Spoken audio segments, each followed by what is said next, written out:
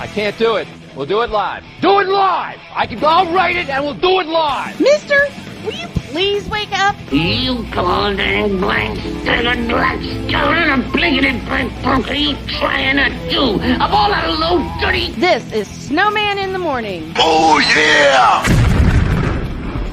A ground ball past Jenks up the middle of the infield. Uribe has it. He throws. Out! A White Sox winner and a world championship. The White Sox have won the World Series, and they're mobbing each other on the field. Holy on smoke! Do you believe it? I sure do believe it. October 26, 2005, when the White Sox won it all. Good morning, everybody, and welcome to the latest and greatest and wacky Wednesday edition of Snowman in the Morning. Glad to have y'all with us. Cole Johnson in just a second. I have a new intro that I wanted to play, but I ran out of time last night in production, so I didn't get it loaded in time.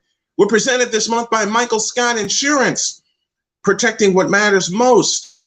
If you want to be a sponsor of this here program, all you have to do is drop an email to snowmaninthemorning@gmail.com. That's snowmaninthemorning@gmail.com. If you're watching this live on YouTube, do me a favor, subscribe to the channel and leave a like if you could be so kind. You can also, oh, my tablet's going nuts. I'm sorry about that, folks.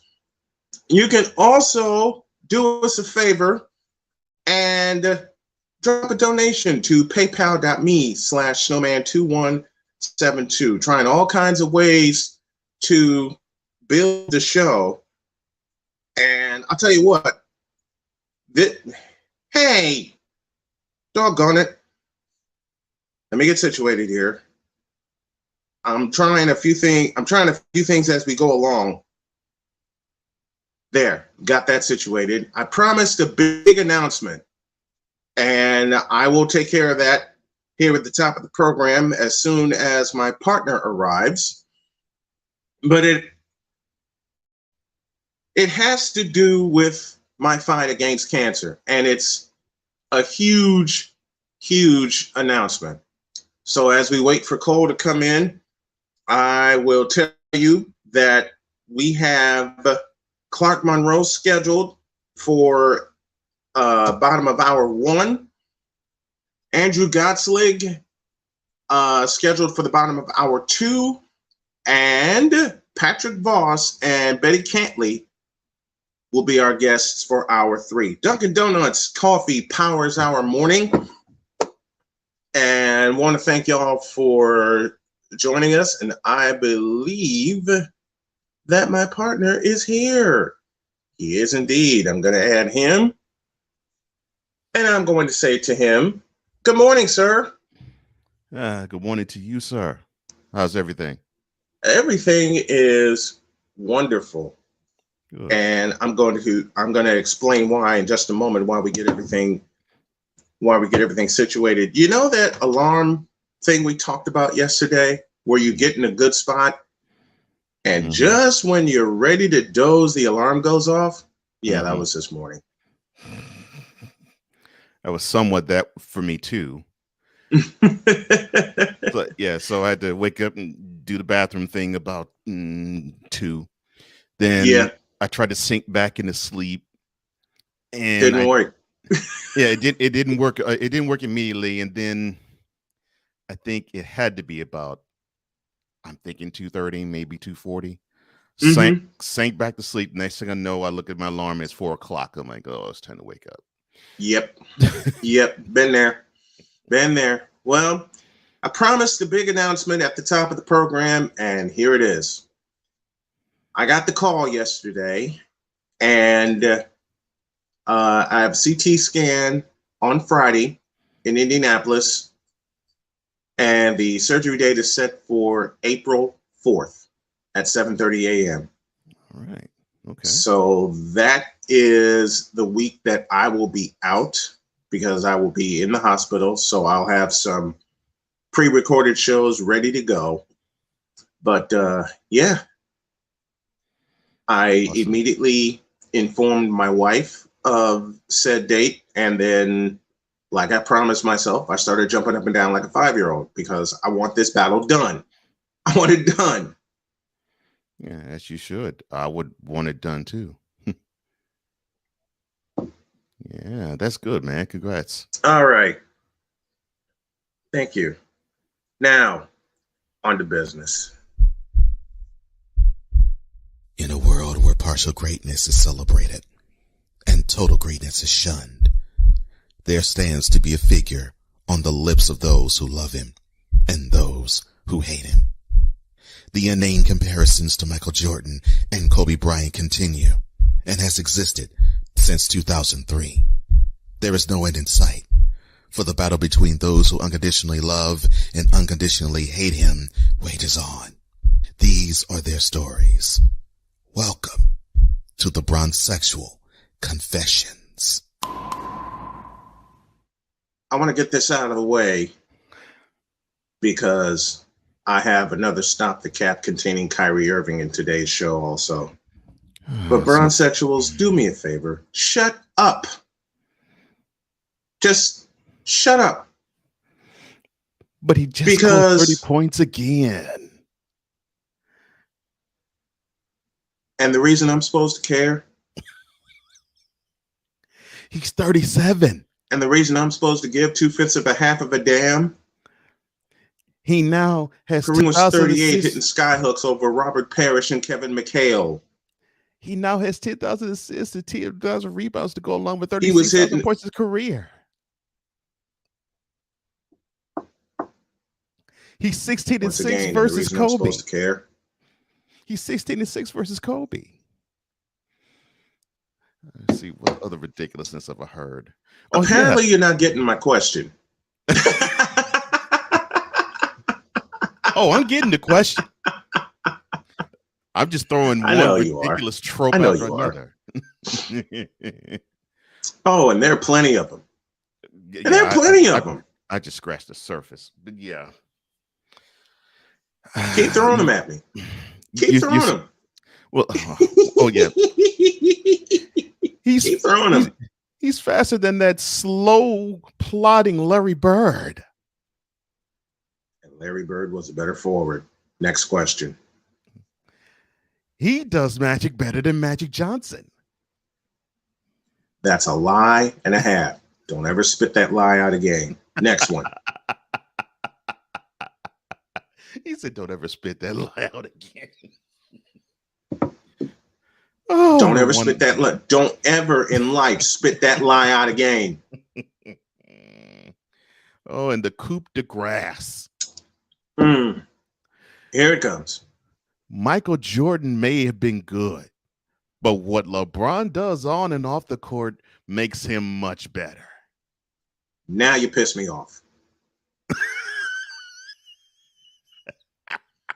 Now you have emphatically pissed me off.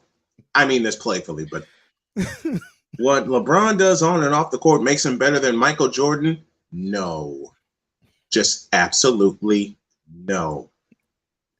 When has anyone ever talked about LeBron commercials in ways that we still do today? I think we have to talk about one of them in particular. How about that? I.e. 43 points and wingtips.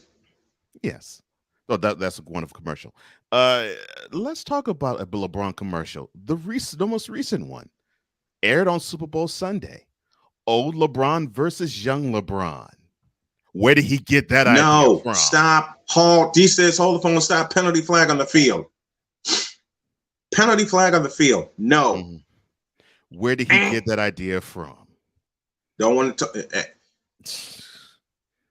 I wonder where he got that idea from.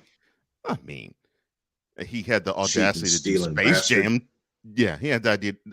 He had the audacity to do Space Jam 25 years later. I mean, hey, like I said, he doesn't steal material. Like I said, cheating, stealing bastard.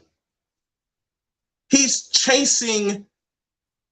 He admitted he's chasing a ghost. His idol. Okay?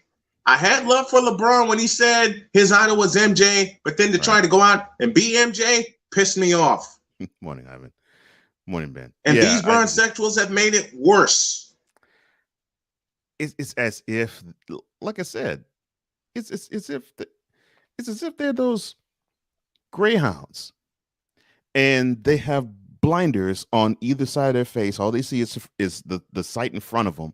They can't look behind them. They won't look to the side, and the carrot that's dangled in front of them, or the rabbit in the greyhound's case, would be LeBron himself. And I'm thinking to myself, there is more to basketball than LeBron James. Much more. Yeah, like Stephen Curry, like Klay Thompson, like Karl Anthony Towns, and Karl Anthony Towns, like Kevin Durant, like maybe the return of Draymond Green, which should have the Western Conference shaking in its boots. Like, okay. Oh Lord, no. I've had so many tropes. No. Oh, I've had so many tropes yesterday when I spoke to you on the phone. Oh, I thought you were going to say something else about LeBron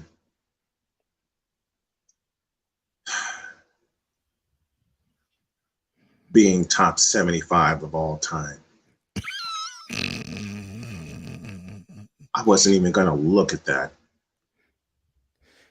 I really wasn't. But finally, it got my attention. If you say you're appealing to the wrong crowd, you will be tarred and feathered by them. Mm-hmm. But I simply said, that's bullshit. Oh, they came after me. Really? And the first one that was said was, how can you say that about a guy that has put up more numbers? I said, stop with the numbers, will you please? Stop with the numbers. Because since his rookie year, half of them have been bloated. See, that's what it's about. It's all about the numbers.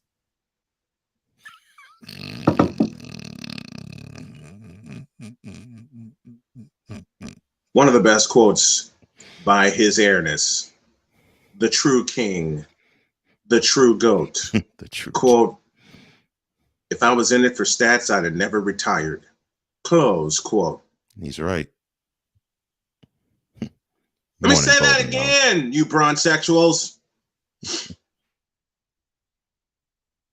If I was in it for numbers, no. Quote. If I was in it for numbers, I would have never retired. Close quote. Said Michael Jeffrey Jordan. And now you bronzexuals come along. Since 2002.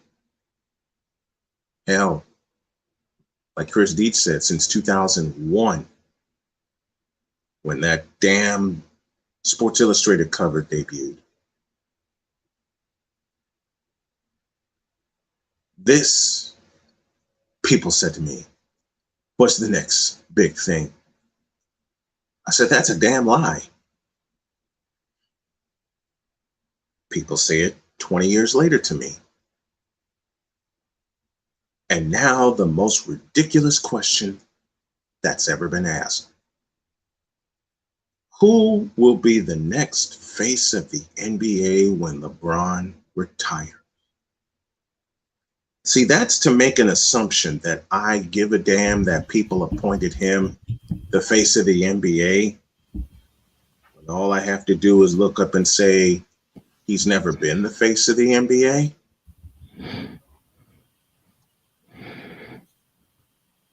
And I say that loud and proud.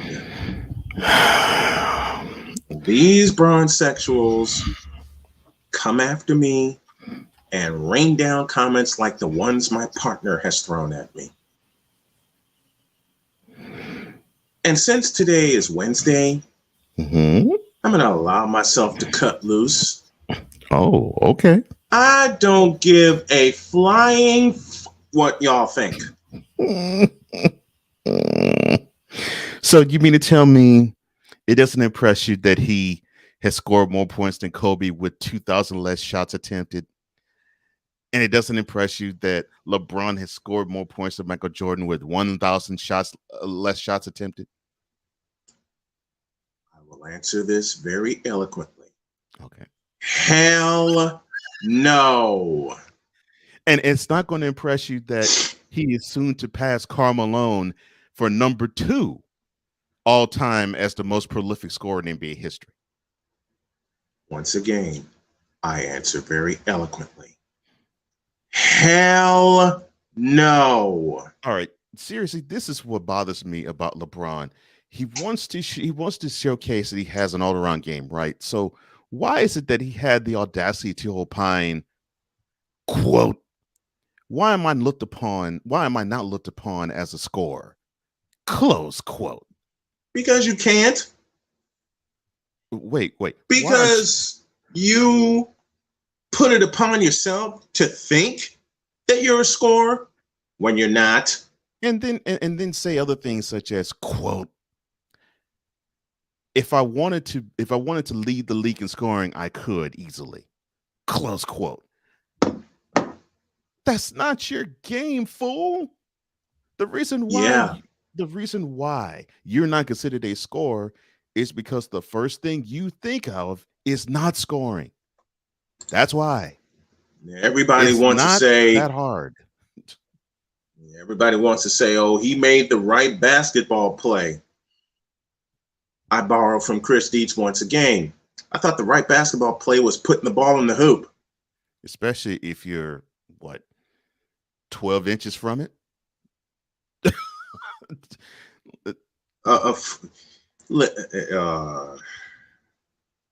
See, this is where these bronsexuals get confused.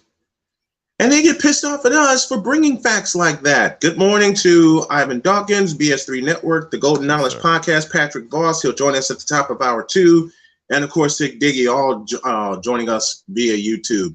If you've joined us via YouTube, hit the subscribe and the like button and tell your friends to come on in and do the same. Now, listen, bronsexuals, and listen good. If LeBron says ridiculous stuff like, what was that scoring quote again? I needed it. That he has scored more points in a career than Kobe Bryant with 2,000 less shots attempted, and that he has scored more points than Michael Jordan with 1,000 shots less attempted. Where's your success in the East Finals, the West Finals, and the NBA World Championship? Where's your success there? Because you got obliterated in the first round last year. Thank the Lord. And you're going to get obliterated in the first round this year. Should you get there? Yeah, I was about to say. It might be a trick to turn if they get there. Oh, and to answer your question, Sick, who asked, then what is his game then? I'll let you have it. Okay. I have said this for time immemorial. This is LeBron James' game, period. He is the jack of all trades, the master of none, because he wants to fancy himself as so many different things. He wants to fancy himself to be a rebounder, but he doesn't want to get his hands dirty like a Wilt Chamberlain or Dennis Rodman. He wants to fancy himself to be a shooter, but he definitely doesn't have the marksmanship like Steph Curry, and he doesn't have the consistency like Larry Bird. He wants to fancy himself as an assist guy. And the closest that you can probably come to a comparison is probably Magic. However, you have many others who played the point guard position and did the things that LeBron does better.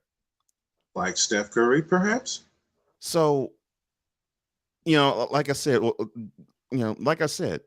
he wants to try so many different things. He wants to fancy himself to be the Renaissance man in the NBA. And because of it, you can't pinpoint one thing he does well except be a bull in the china shop. And that has taken on arthritis.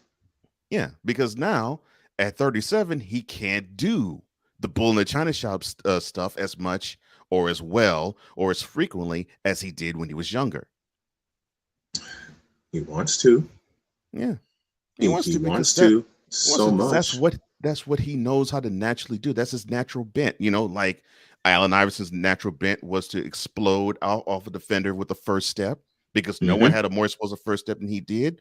By the time he turned 35, that first step wasn't as explosive. Was gone. Yeah, it was gone. So when you can't rely so much on your natural ability, what then? And so LeBron has, people could say, well, he's improved his jump shooting, he's improved his 3-point shooting. I'll take this one. Improved? Right. No. He never had a jump shot.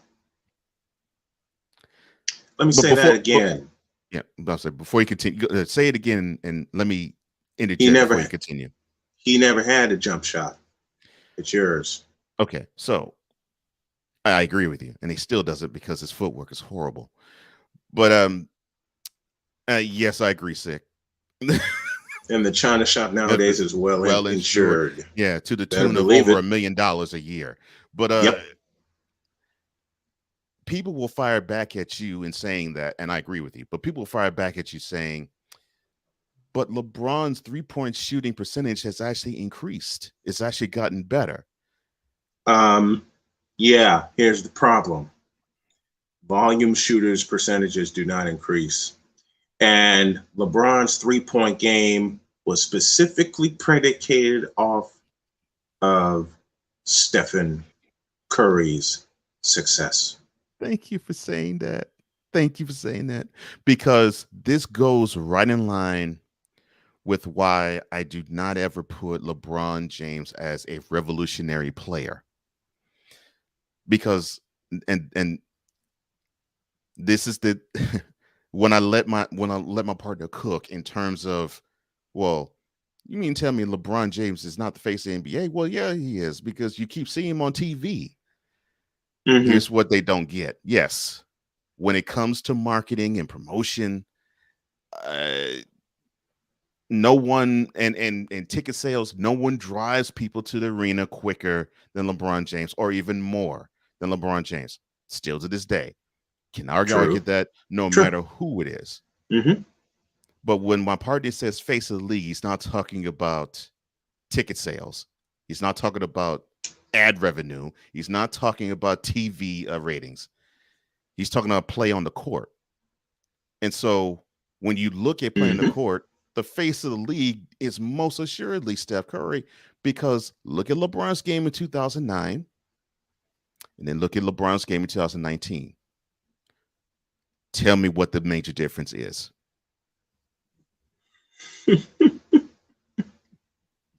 And that's why my partner says that Curry is the face of the league today and not LeBron James. You can correct me, sir, if I'm wrong. No. That's no correction. Man, that's and you're not wrong. Because what I've always said about Steph Curry and how he revolutionized the game is a simple statement. He took an anomaly and turned it into a weapon. To the point where every other team in the NBA is fashioning their game plan around that weapon. Was it Reggie Miller? Period. Was it Reggie Miller on TNT who said this? I think it was him. He said that there was in 2008, I think 2008, 2009. I'll put it to the year that Curry was drafted. So 2009. NBA teams on average was taking like 8, maybe 8.5 threes a game. We now fast forward 13 years later, and teams on average are taking 23 threes a game. And the singular reason for that jump in 3-point attempts per game? Wardell Stephen Curry. You can say LeBron's the face of the NBA all you want, but the transition truly went from MJ to Kobe to Steph. LeBron was never included in that transition. If I lie anywhere, please stop me. Please. I'll say it again, you bronzexuals. The transition, if you pay attention to basketball, to NBA basketball, the transition went from MJ to Kobe to Steph. And I'll ask a question that I've often asked. Where's the LeBron moment where that defines him as a player? Where's the LeBron moment? And I don't want to hear a doggone thing about 2016. My thoughts on that on Friday. Oh, Cole, you have your hand raised. Go ahead. Yes. See, they don't ever mention this. They don't ever mention this. They come quick to mention the 2016 event that I won't mention now. The most defining basketball moment in LeBron James' career, the fourth quarter and overtime, Game 5, 2007 East Conference Finals. How people sleep on that is beyond me, because he didn't do anything like that before, and he hasn't done anything like that since. Thank you. Just thank you. I don't care how much y'all believe he changed lives. Oh, Lord. I don't care how much y'all want to believe he gets his teammates great contracts. Oh, Lord, he gets his teammate great salaries, Lord. I don't care how much y'all want to believe he's going back to the NBA Finals. I've looked at his stats. Lord. I've tried to look at his swag. I don't want to look at his skin. Ever. If LeBron goes away with a whimper, good. Oh, my. Because now is the time for LeBron to beat it. Your time is up. And what you're doing with the Lakers and what you have been doing in your tenure with the Lakers is a farce. Period.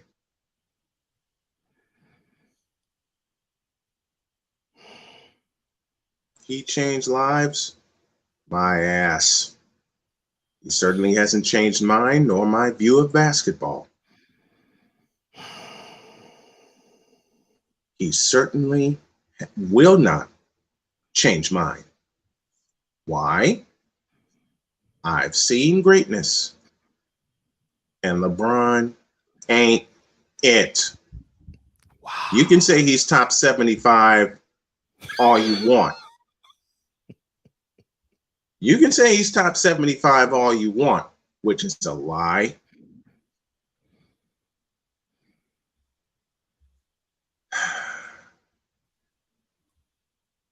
Let me put this comment up. See, Sick Dicky knows the game. Yes, he does. Steph Curry has a few things LeBron doesn't have: floor IQ, leadership skills, inside of the game, and most importantly, a father. One more time.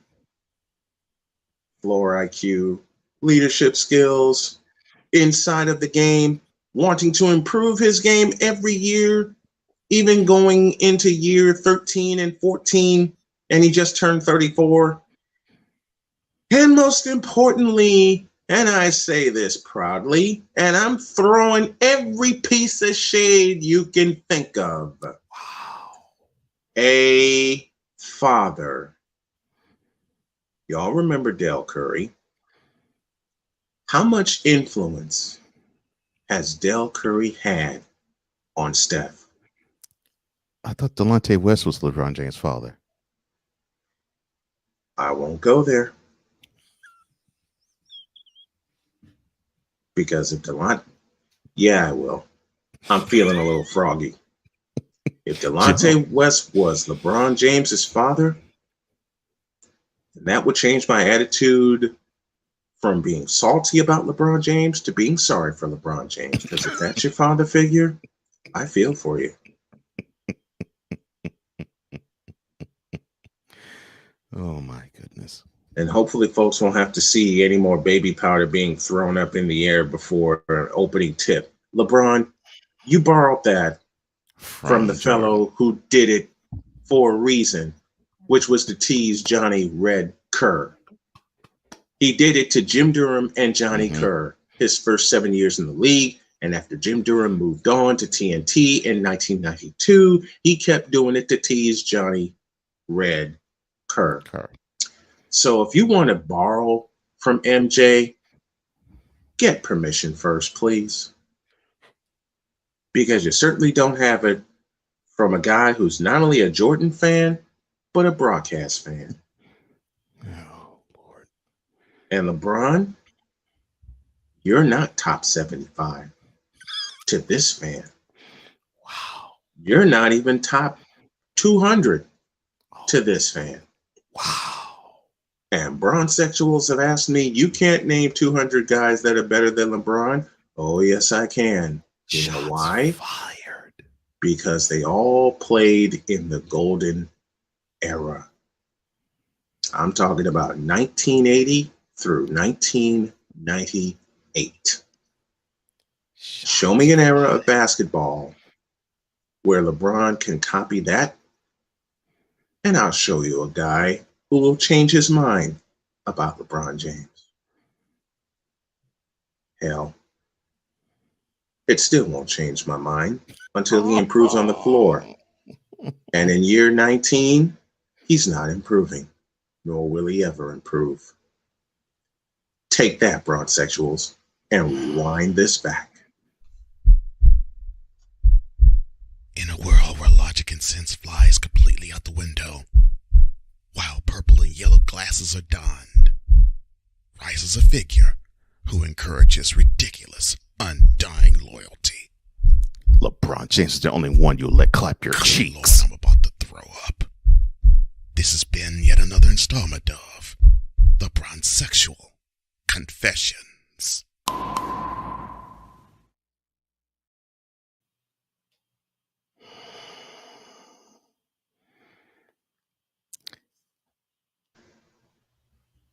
And tune in to Cole Sports today, because I'm going to give you the Bronsexual Handbook. I can't wait for that. Oh, yes. I'm probably going to be down. I will be down for a nap, but when that notification comes and I'll have my phone on when it happens, woo-wee, I can't wait. Yeah. I can't wait. Oh, great comment. Don't forget about the influence Tyrone Muggsy Bogues had on Steph Curry. Not only did he have his dad, but he also had a few NBA uncles. Oh, you goddamn right he did. Of them, yes. Him, Alonzo. You goddamn right he did. Grandmama, yo, God, so many, yeah. Listen, that Charlotte Hornets team needs to come back. I may have to have Jay on Friday to talk about the difference between that Charlotte Hornets team and this Charlotte Hornets team. You'll Mark make him Monroe happy. in 60 seconds. Oh, I know to make him happy. That's you will make why him do you happy. think I love Yeah. why do you think I love having him on the show? Yeah. Because like us and the guests that we have, he speaks truth. Mm-hmm. He speaks flat out truth. I love that. He speaks flat out truth. And I tell these bronsexuals all the time. These are the post-bronsexual notes. Your uncles prepare you for life. Yeah, you got that right. Because one of mine had type 2 diabetes, and it unfortunately took him. It ain't taking my ass. He put his arm around me before he died and said, "You fight this motherfucker and win it." Mm. Yeah, uncles do teach. Rest in peace, Uncle P. Rest in peace, Uncle P. Now then, I am quickly going to touch on a subject that will have my partner laughing hysterically. Oh, and what would that be? And I'm going to say my next statement plainly. It goes like this. Kyrie Irving had 60 points in a game. And Where is it? Here it is. Kyrie Irving had 60 points in a game. And my next statement, which Cole will love immensely, is the following. And it is unedited. Whoop-de-fucking-do. Oh, Lord, the amount of fellatio I was seeing on Facebook timelines in regards to Kyrie Irving. He's an artist. Oh my gosh, look at how he is painting the tapestry of the NBA. He is a magician. He's my ass. And then of course they steal from Stephen A. Smith. He's box office. Okay. Stop there. I pretty much stopped there when I uttered Kyrie Irving and box office in the same sentence. Yeah, you're fortunate I took a drink of water. Oh my gosh. Listen, Kyrie Irving is not box office. Kyrie Irving is not the most skilled point guard in NBA history. That honor belongs. Whoa. Yes, sir. It's a reach to say he's the most skilled point guard in today's game. The most skilled point guard in NBA history? I have a friend named Trey Larkins. And guys, I'm going to give him a promotion. Check him out on Worldwide Sports Radio Network with the Wise Guys. Fabulous show. But Trey Larkins, learn your basketball. Oh, my goodness. He said, quote, even though the Nets are 36-33, I still have them winning the East. Close quote. Are you out of your rabbit-ass rat-picking mind? I guess those 2 ass whoopings to the Bulls doesn't mean anything.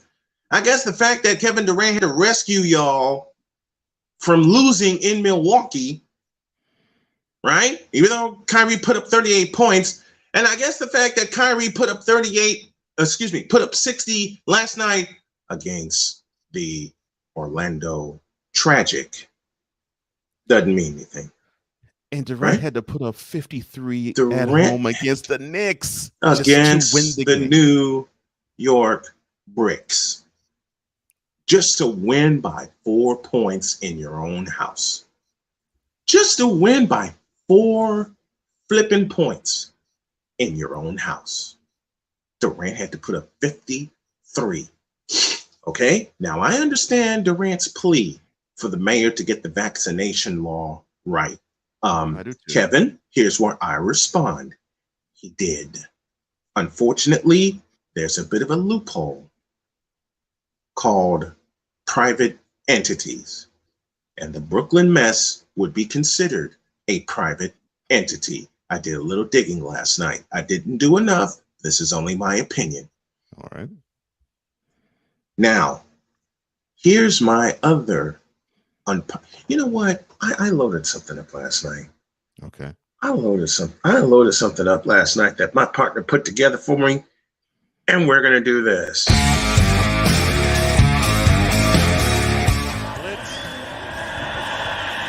Lost the football. It's on the ground. Covered by the Raiders. After reviewing the play, it is an incomplete pass.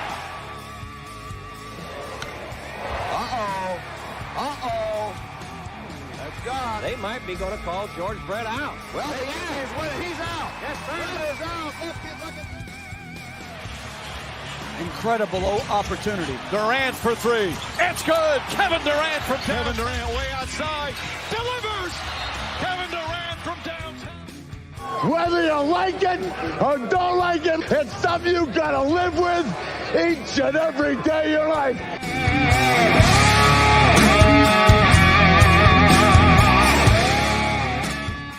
Woo! Thank you, Cole Sports, for that production. Thank you, sir. I am very proud of it. And when I found it, I said, oh, hell yeah, I'm bringing it back. Here's my unpopular opinion about one Kyrie Irving. And I will put it succinctly in 2 words. He sucks. Wow. I ask the question about Kyrie Irving that I ask about LeBron James. What has he done in the NBA to warrant such lofty praise throughout his career? I know Cole's answer because I'm going to climb in his head with the next 4 words. Not a damn thing.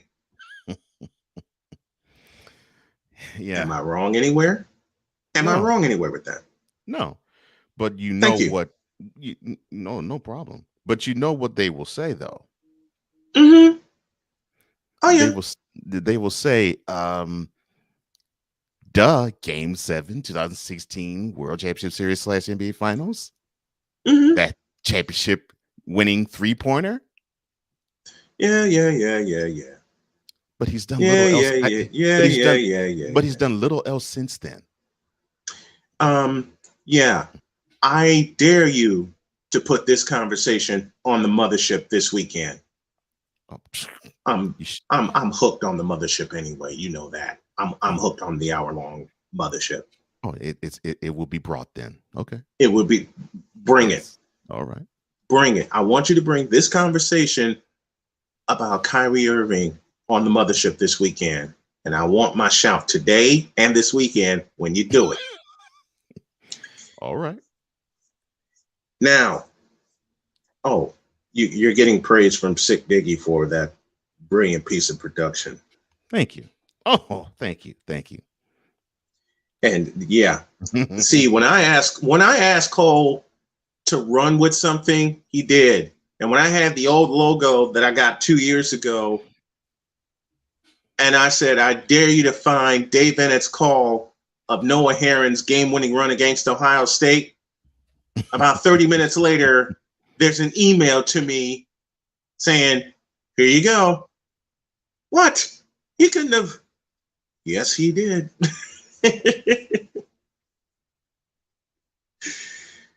Like, he's not going to. Yes, he did. Now, back to my unpopular opinion about Kyrie Irving. He sucks. He has sucked since Duke University, where he played a grand total of 11 games. 11! And you expect an 11-game career to fashion an NBA career?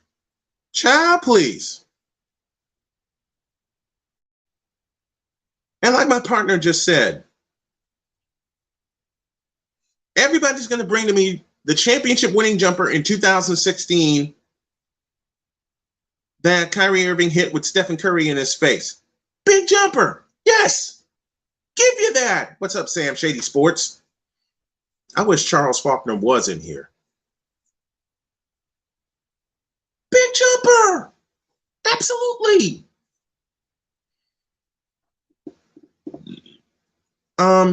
Sick Diggy, I'll answer your question.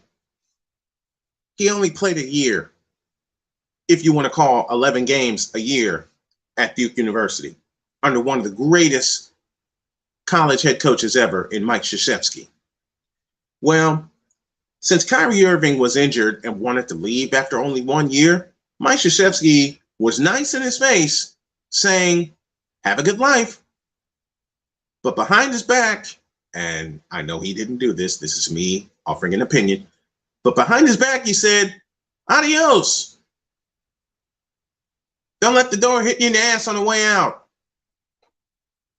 Or if I may invoke the late great George Carlin, please, and I ask people to forgive me. I borrowed from George Carlin in 1986. Playing with Your Head was the name of the special. Yeah, Kyrie Irving wanted to leave after 11 games at Duke University. So Mike Krzyzewski shook his hand and ushered him out of Cameron Indoor Stadium. And he turned around and he was laughing and going, adios, motherfucker.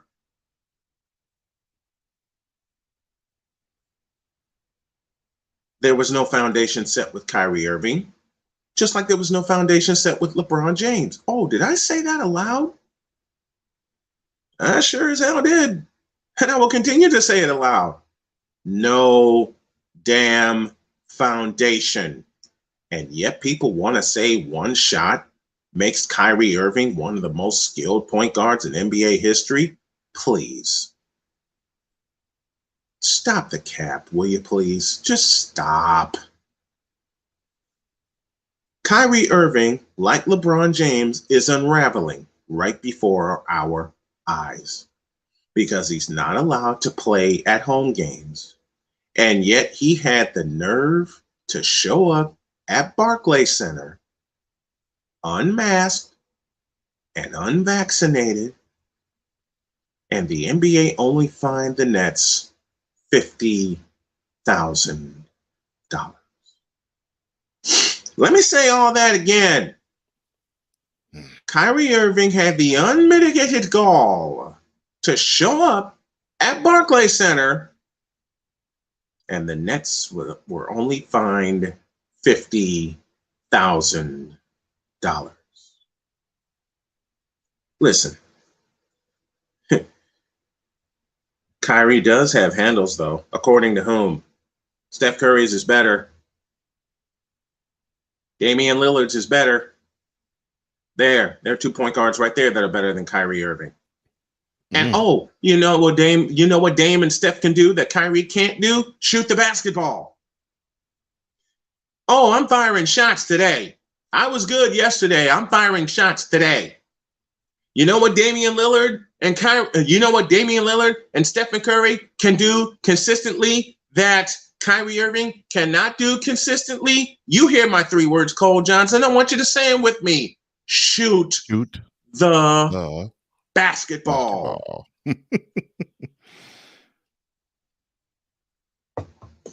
They can penetrate. I'm talking about Damian Lillard and Stephen Curry, the 2 best point guards in the league. And Kyrie Irving is probably the 20th best point guard in the league when he decides to show up. Oh my. And they only find him for going in the locker room. Right. Adam Silver. All right, I'm going to go ahead and say it. Adam Silver, you stupid motherfucker. Why are you watching this danger unfold before your eyes and not doing anything? You have a guy that's unvaccinated. Okay? That's a violation of your rule. And yet he's allowed to sit in Barclays Center and go into the Nets locker room. There should be a sign that says, everyone welcome if you are vaccinated. Oops. Yeah, oops. Mr. McCain has joined us, and they only fined him for going in the locker room. That's an undisclosed amount. Adam Silver, you stupid ass. Don't you see the danger? Now, what do you think would happen amongst NBA fans if Kyrie Irving were to come up ill? And I wish illness on no one, especially during the times of this pandemic. Please, please, please understand. I just know rules are not being followed, and Adam Silver is being a hypocrite.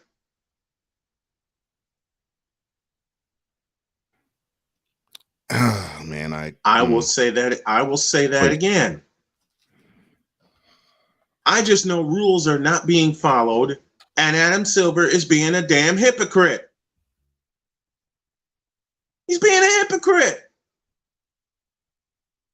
Why am I saying Adam Silver's not being a hypocrite? For not kicking Kyrie Irving's ass out of the Barclays Center while unmasked and unvaccinated. Adam Silver, that's a violation of your rule and your protocol that you put in place after COVID started.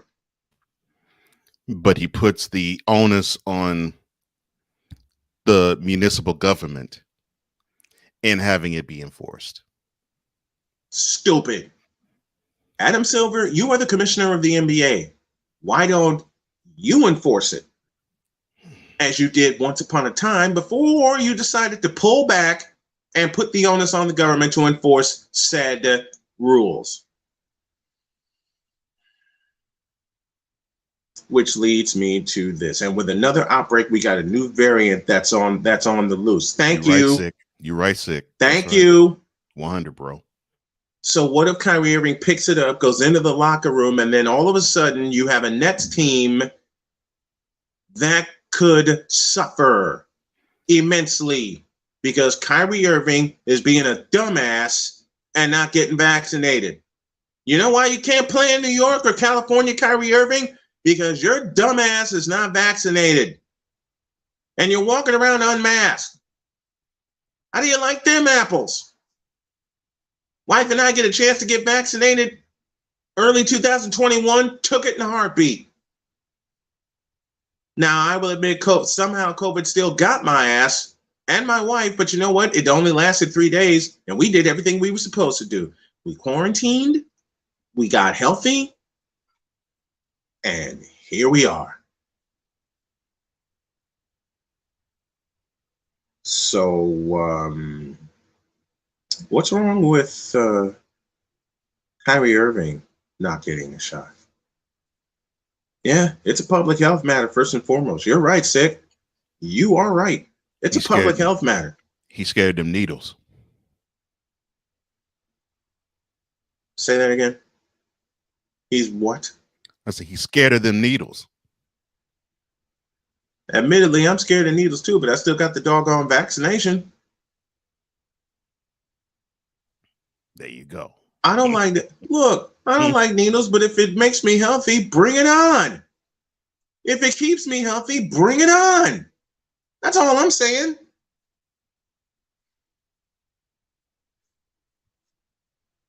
Don't leave the house without my mask on. Amen to that. I go nowhere. My wife and I go nowhere without our masks. And wife makes sure I have one or she has one in the car when we're out and about. Why don't you do that, Kyrie? It's as if he wants to make a mockery out of so many different things. And what do you call him? The rebel without a cause? He's a rebel without a cause. Yeah. What else do you call him? The woke people's champion? Uncle AWOL. Uncle AWOL because his mind is AWOL. Yep. And his brain is AWOL. Mm-hmm. And his body too. And y'all seem to think that Kyrie Irving is one of the best skilled point guards in the league? Please. Woke people's one champion. Of the things, one of the things that a skilled point guard is required to do is shoot the basketball. I'll give you two of the most skilled point guards in NBA history that shot the basketball very well. Magic Johnson and John Stockton. Give you a third, Kevin Johnson. Give you a fourth, Mark Price. If you are an athlete and you're playing, you should get vaccinated. It's for everyone who needs protection. Thank you, Mr. McCain. Wow. Danger is his business. Let me put that up again. If you're an athlete and are playing, you should get vaccinated. It's for everyone who needs protection. Wow. Shots fired. And I don't care who believes in that, but I'm not vaccinated. Then put a mask on. Do what our brother Stick Diggy does.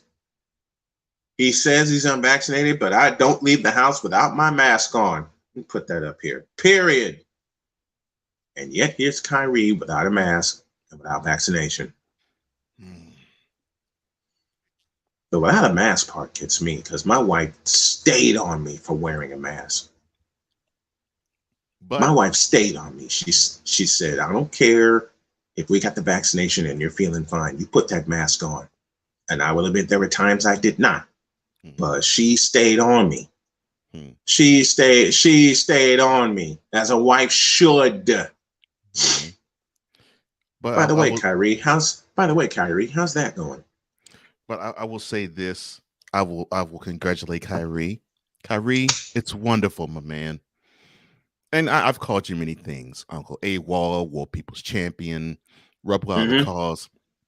But you put up 60 last night, which means that you are now the best part-time player. we've ever seen. Fool. Okay. I'm going to drop a few more bombs before I close this, and we head into hour 2. Kyrie Irving, you fool. You idiot. You bleep, bleep, bleep. 11 games at Duke. They were supposed to build around you in Cleveland. And LeBron usurped all of that. So LeBron deserves a lot of the blame for what's happened to Kyrie. But Kyrie deserves a lot of blame too for not sticking it out with Coach Mike Krzyzewski.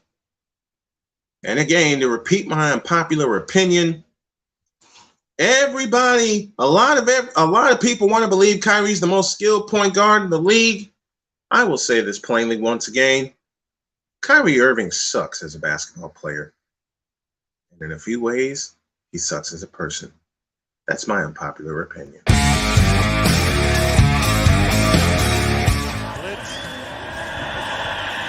Lost the football. It's on the ground. Covered by the Raiders. After reviewing the play, it is an incomplete pass.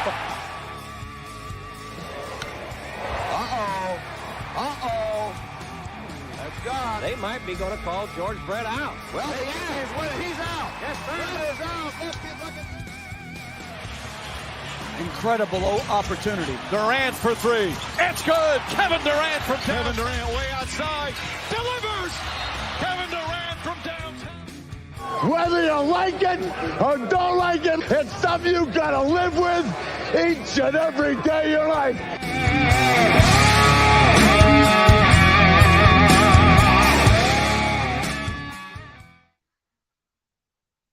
I love that. Whether you like it or don't like it, it's something you got to live with each and every damn day of your life. Yep. Mm-hmm. Thank you, Sick. And it's like Cole and I both came up with that at the same time.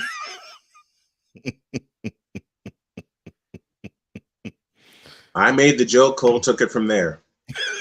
Yeah, pretty much what. And we made that up live on the air.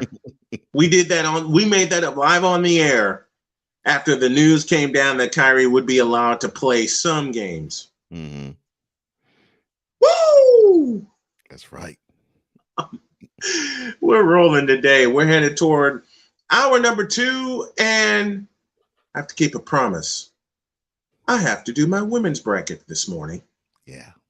So, who's on Snowman going to pick for his women's national champion? Find out as hour 2 is on the way in a flash. Williams Hardwood Specialist offers all types of flooring. We specialize in sports floor resurfacing and installation. We also offer concrete resurfacing and epoxy overlays. Whether it's a small home with 2 bedrooms or the home the size of Michigan City's gym, Williams Hardwood Specialist is the way to go.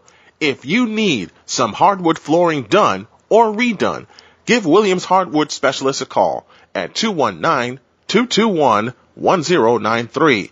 That's 219-221-1093. If you came across someone struggling with hunger, how would you recognize them? By their clothes, their age, the way they speak? Would you notice a 16-year-old boy who got his first job? Not for extra spending money, but to help feed his little sisters? Or a mother who's in between jobs and sometimes goes to bed hungry so her kids can have dinner? Or a 14-year-old girl who signs up to every after-school activity, not to make friends, but just to get something to eat? Or a retiree who fell ill and had to choose between getting medicine or groceries. I am the 1 in 8 Americans who struggle with hunger.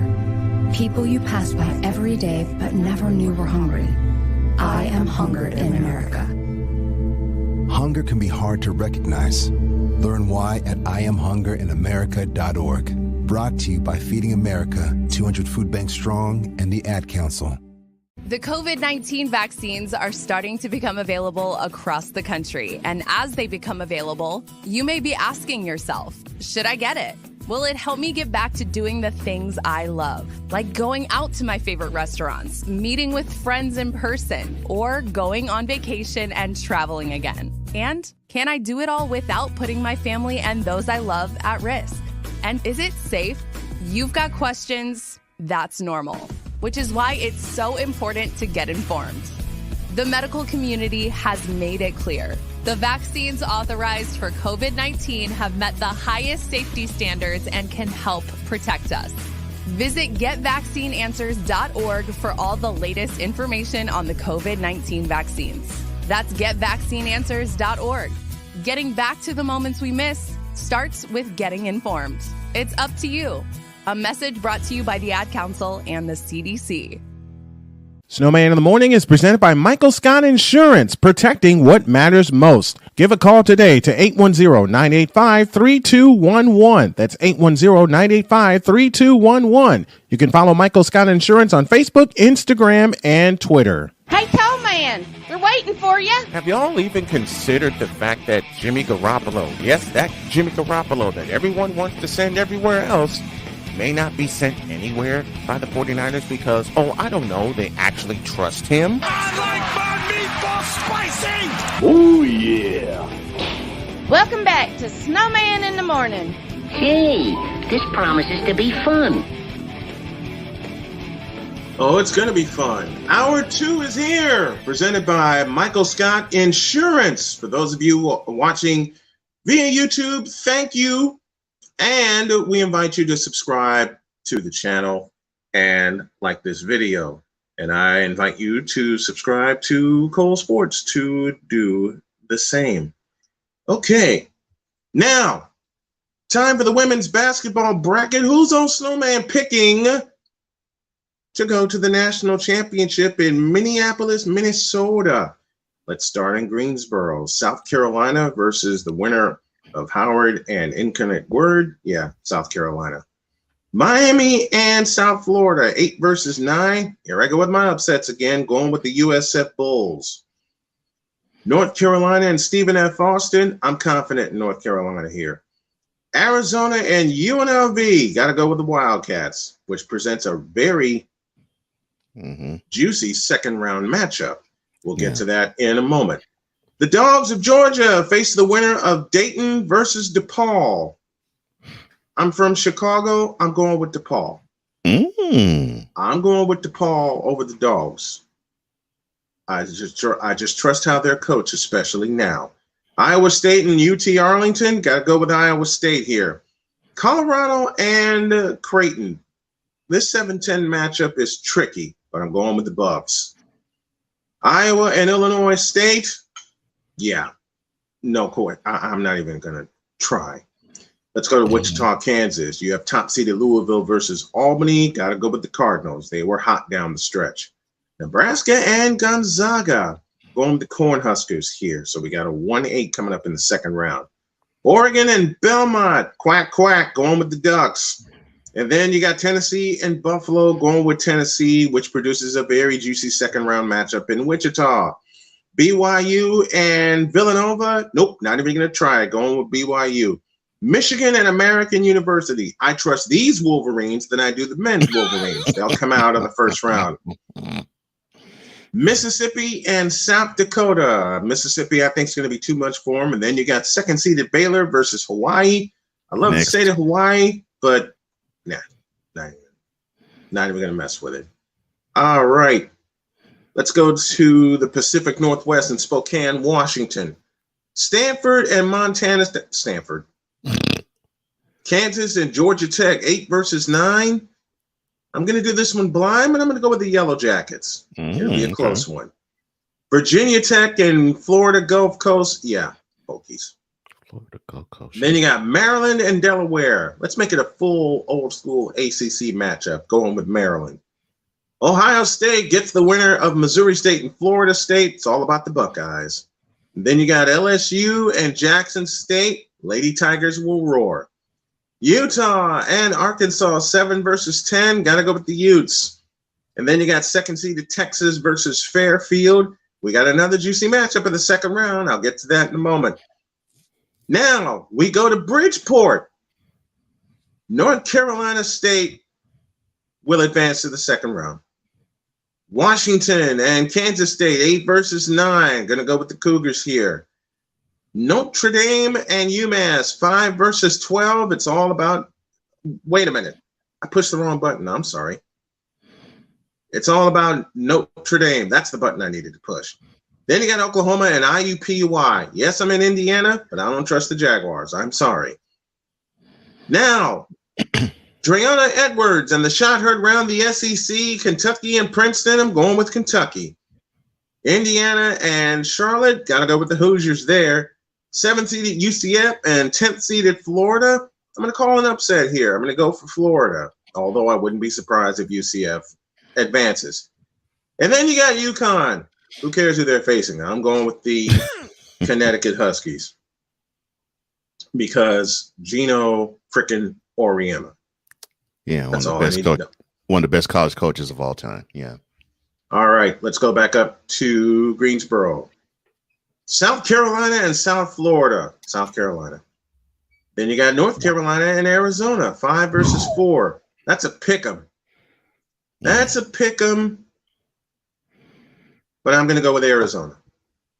I'm going to go with the Cats. That's a tough one. Yeah.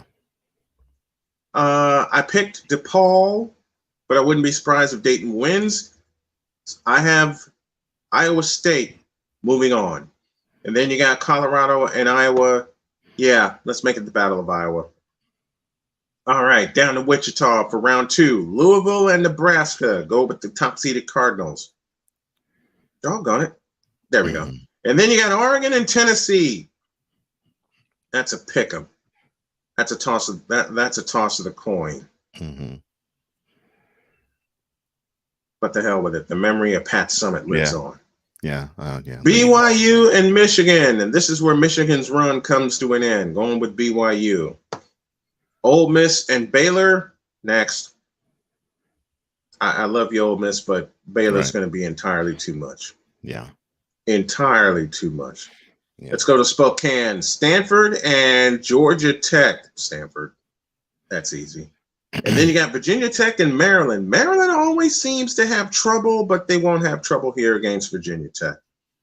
Ohio State and LSU going with the Tigers. And then you got Utah and Texas.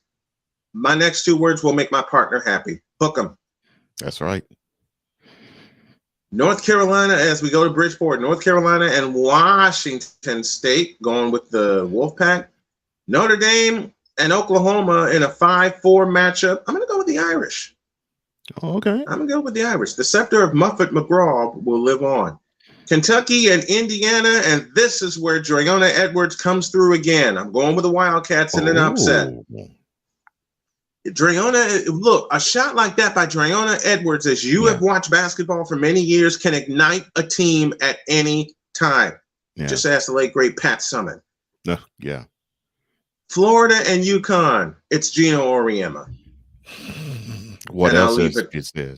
I'll leave it at that. I'll leave it at that. All right, to the Sweet 16 as I continue my picks, South Carolina and South Florida. I don't trust the Bulls. South Carolina. Now, South Carolina and Arizona, I beg your pardon. Ooh. I won't take the chance there. I'm going with South Carolina. You got Iowa State and Iowa.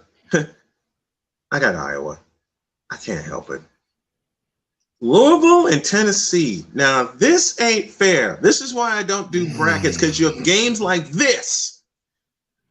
Louisville and Tennessee. Head says one thing and the heart says another. Yeah. Exactly. Head saying Louisville, heart saying Tennessee. Yeah. I'll go with the top-seeded Cardinals. Yeah. I'll go with the top-seeded Cardinals. BYU and Baylor, that's obvious. And it ain't BYU. All right, to the Sweet 16 on the other side. Stanford and Maryland. Tara Vandermeer has these girls playing at a very high level, going with Stanford. LSU and Texas is in a 3 versus 2. Texas. I'm going with the Horns. North Carolina State will move on to the Final Four. Oh, Kentucky and UConn. Damn. Dreonna Edwards versus Paige Buchers. Damn. It's like one of these kind of games again. Mm-hmm. Head says one thing, heart says another. Heart says Kentucky, head says UConn. Heart says UConn, head says Kentucky, because Kentucky has caught fire. Dreonna Edwards rescued the Wildcats against number 1 South Carolina. Paige Buchers has returned. And UConn still got a 2 seed with everything and every injury they have faced. In a 104-103 game, I'm going with the Huskies. It'll be as classic as Duke and Kentucky was in Philadelphia. Anybody remembers that? It was 1992. All right. Now, South Carolina and Iowa. Fuck. Sorry.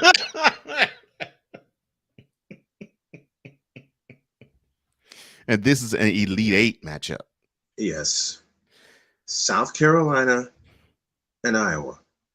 And there's a couple of them where I'm thinking, I'm like, yeah, there's a couple of them where I'm saying to myself, well, actually 3 of them where I'm saying, ooh, this would be a good Final Four matchup. This is one of them. Mm-hmm. South Carolina and Iowa.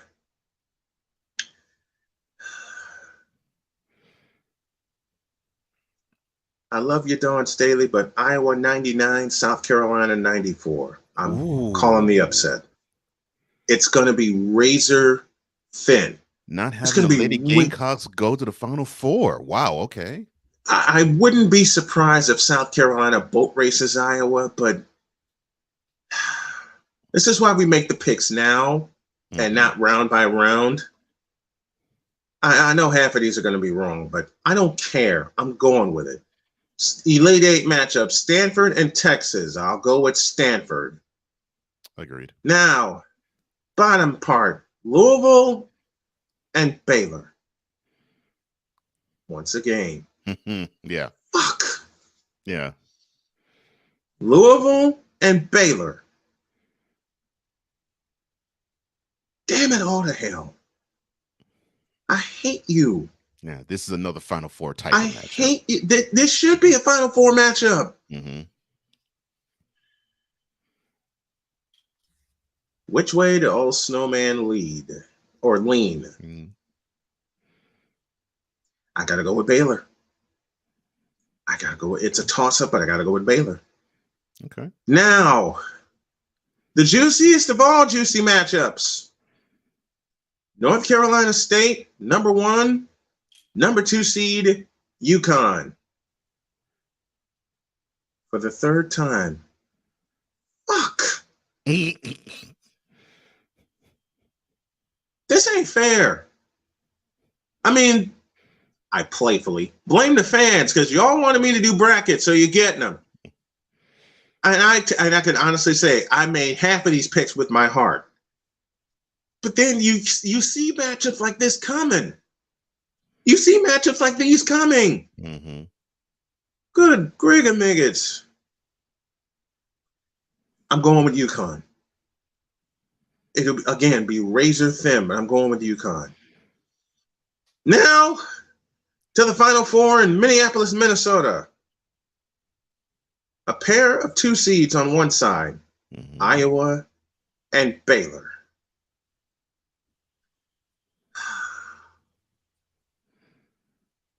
This just ain't fair. You look at these matchups and you see half of them going, why aren't they Final Four matchups? Mm-hmm. You went through 3 of them just now in the Elite Eight, where it's like, man, each of these would be Final Four games easily. Yep. This is where Baylor's run comes to an end, going with the Hawkeyes. Okay.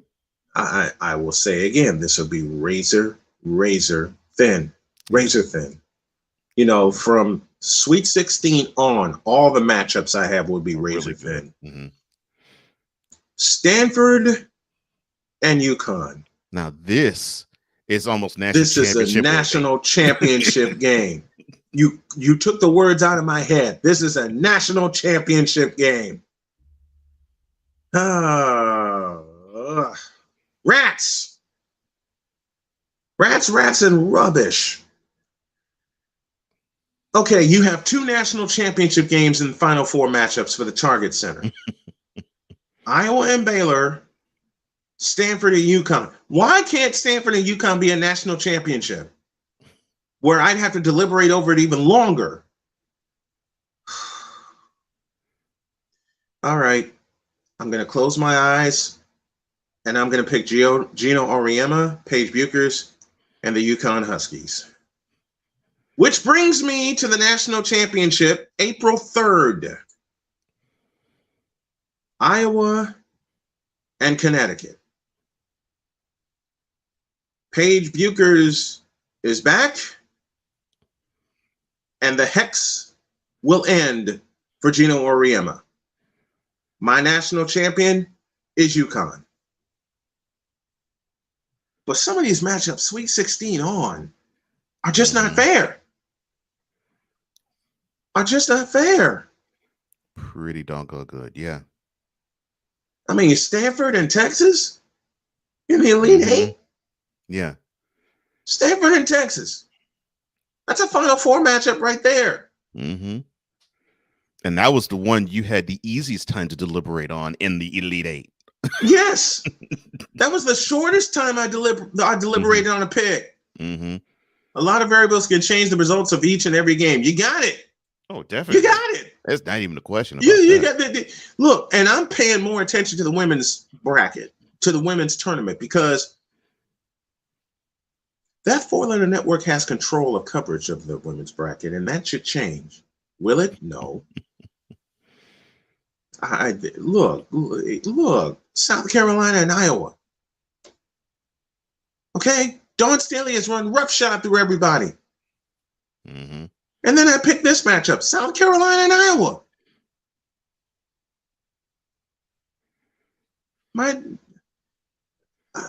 Look, Sweet 16 on, I went with my gut feeling. Okay? Now, I could be wrong with every single pick that I made, and I wouldn't mind one bit. Because that, in the immortal words of Chris Berman, that is why they play the games. That's why they play the games. Yep. That is why they play the games. And that's how we start hour 2. Snowman has done both of his brackets, and I wanted to dedicate a little more time to the women's tournament because I want to bring this in with women's sports. Andrew Gosling due at the bottom of the hour. Man, how come, I've asked this question before, and I will ask again, how come women's sports coverage, forget just basketball, how come women's sports coverage is way on the bottom of the spectrum compared to men's sports coverage? And this is especially true in college. I've asked this question of my partner and many who will tune in many a time over. Many a time. There are many nabbit. Yeah. There are many variables to it. I'll start with the baseline of all of them. It is the erroneous perception that all across the board in terms of basketball, the men's game earns more money than the women's game. They say the same thing about college as you do pro. And although that could be factual, you have to look at the variables that make that happen. Yeah. Now, Now the men's game didn't start to take off financially until Magic and Bird got into the league. Yeah. And the NBA was almost 50 years old by the time they got into the league. So right. What you see now, the money making cow that the NBA is now, is because of the success built on the backs of Magic Johnson, Larry Bird, and people can come at me all you want with it. That's just facts. It's true. It's true. I'll Magic and Bird saved the NBA in 1979. Yeah, because I'll put it to you this way: the NBA Finals. We're not even just talking about the playoffs. The NBA Finals was on tape delay. Before Magic and Bird got in the league. By the time, and the exact year they took it off tape delay was 1982. Yeah, I was going to say with the Lakers and Sixers in the Spectrum. And I was saying by the time Bird and Magic had a few years in the league, they started to make that live. That was all due to the power of those two. So the league struggled mightily, and they almost folded before you had the success of Magic and Bird. Now you don't even think of them as struggling because they earn almost $10 billion a year. So now you have that looming over the head of the women's game in the WNBA, and the same thing looms over the NCAA women's game. And you see it. We saw it last year Indiana in the bubble, the bubble tournament where in the locker rooms, I should say locker rooms, the workout areas. I mean, the men had all sorts of equipment, and you saw the men had the advantage. The men had the advantage. The women did not. Okay, and it wasn't fair. Yeah, it wasn't fair. And the food layout. Oh, it was exquisite. It was lavish for the men. For the women, it was basically nothing more than chips for the layout, for the food layout, and maybe one weight here and one weight there and one weight over the corner. And that right there is a clear-cut sign of what the NCAA thinks about the women's game versus the men's game, although they make almost as much, I would probably say even more to this degree, money off of the women they do the men. I mean, how come the women can't have their tournaments in St. Louis with 40,000 people? How come the women can't have their tournaments in San Antonio? Because they erroneously think that the women won't draw 70,000 people, which is a lie. That's the problem. Which is a flat out lie. That's the problem I see. The women's game, and I will talk a little bit more about this next week on the Daily. The women's game has a lot of handcuffs on it, but the funny thing and the messed up thing at the same time about it is there isn't a bigger platform for women's basketball. I mean, even WNBA doesn't have as big of a platform as the NCAA tournament for the women. That's the biggest women's basketball platform there is in the country, period, without question. And they still are handicapped. Agreed. And they'll still operate at a handicap. Let me answer a request from a friend of mine. She didn't catch the announcement this morning because hit her with it. She works in the medical field. So this medical announcement is for you, Stacy. I am scheduled for surgery on April 4th to get this tumor out of me. A week in the hospital, then 6 weeks recovery at home with my wife by my side. And I should be back at full strength at the end of it. I should be back at full strength. That's how we kicked off the show today. But back to what we were talking about just a moment ago about women's sports still operating at a handicap. It's an unfair handicap. It's an unfair handicap, man. Not even a question. And I've said for years that it needs to change. Now it's gone from having the first two Final Fours at the Scope in Norfolk, Virginia, to having it all over the country. Yeah. Don't get it twisted. Love that. Oh, I do too. But put it in bigger stadiums.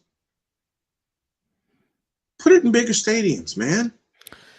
What I don't get is what I don't get is they still now in the women's tournament. They don't even go to the final unless it's changed. And correct me if I'm wrong. They don't play in an arena until the Final Four stage. They seem to play on campuses still. in the tournament. Yep. And I'm saying to myself, why? I'm sure the parents of these women would flock to see them just as much as the parents of the guys do. In a minute. In a minute. I don't get it, because I think this would open up a bigger appreciation of the sport and the bigger appreciation of the women as talents playing basketball. Because I'm here to tell you, find me a more fundamentally sound basketball player than a woman. You can't. Period. You can't. Period. Thank you from the BS3 Network. A lot of y'all just caught the announcement. Thank you for the well wishes. But I've loved women's basketball since 1982.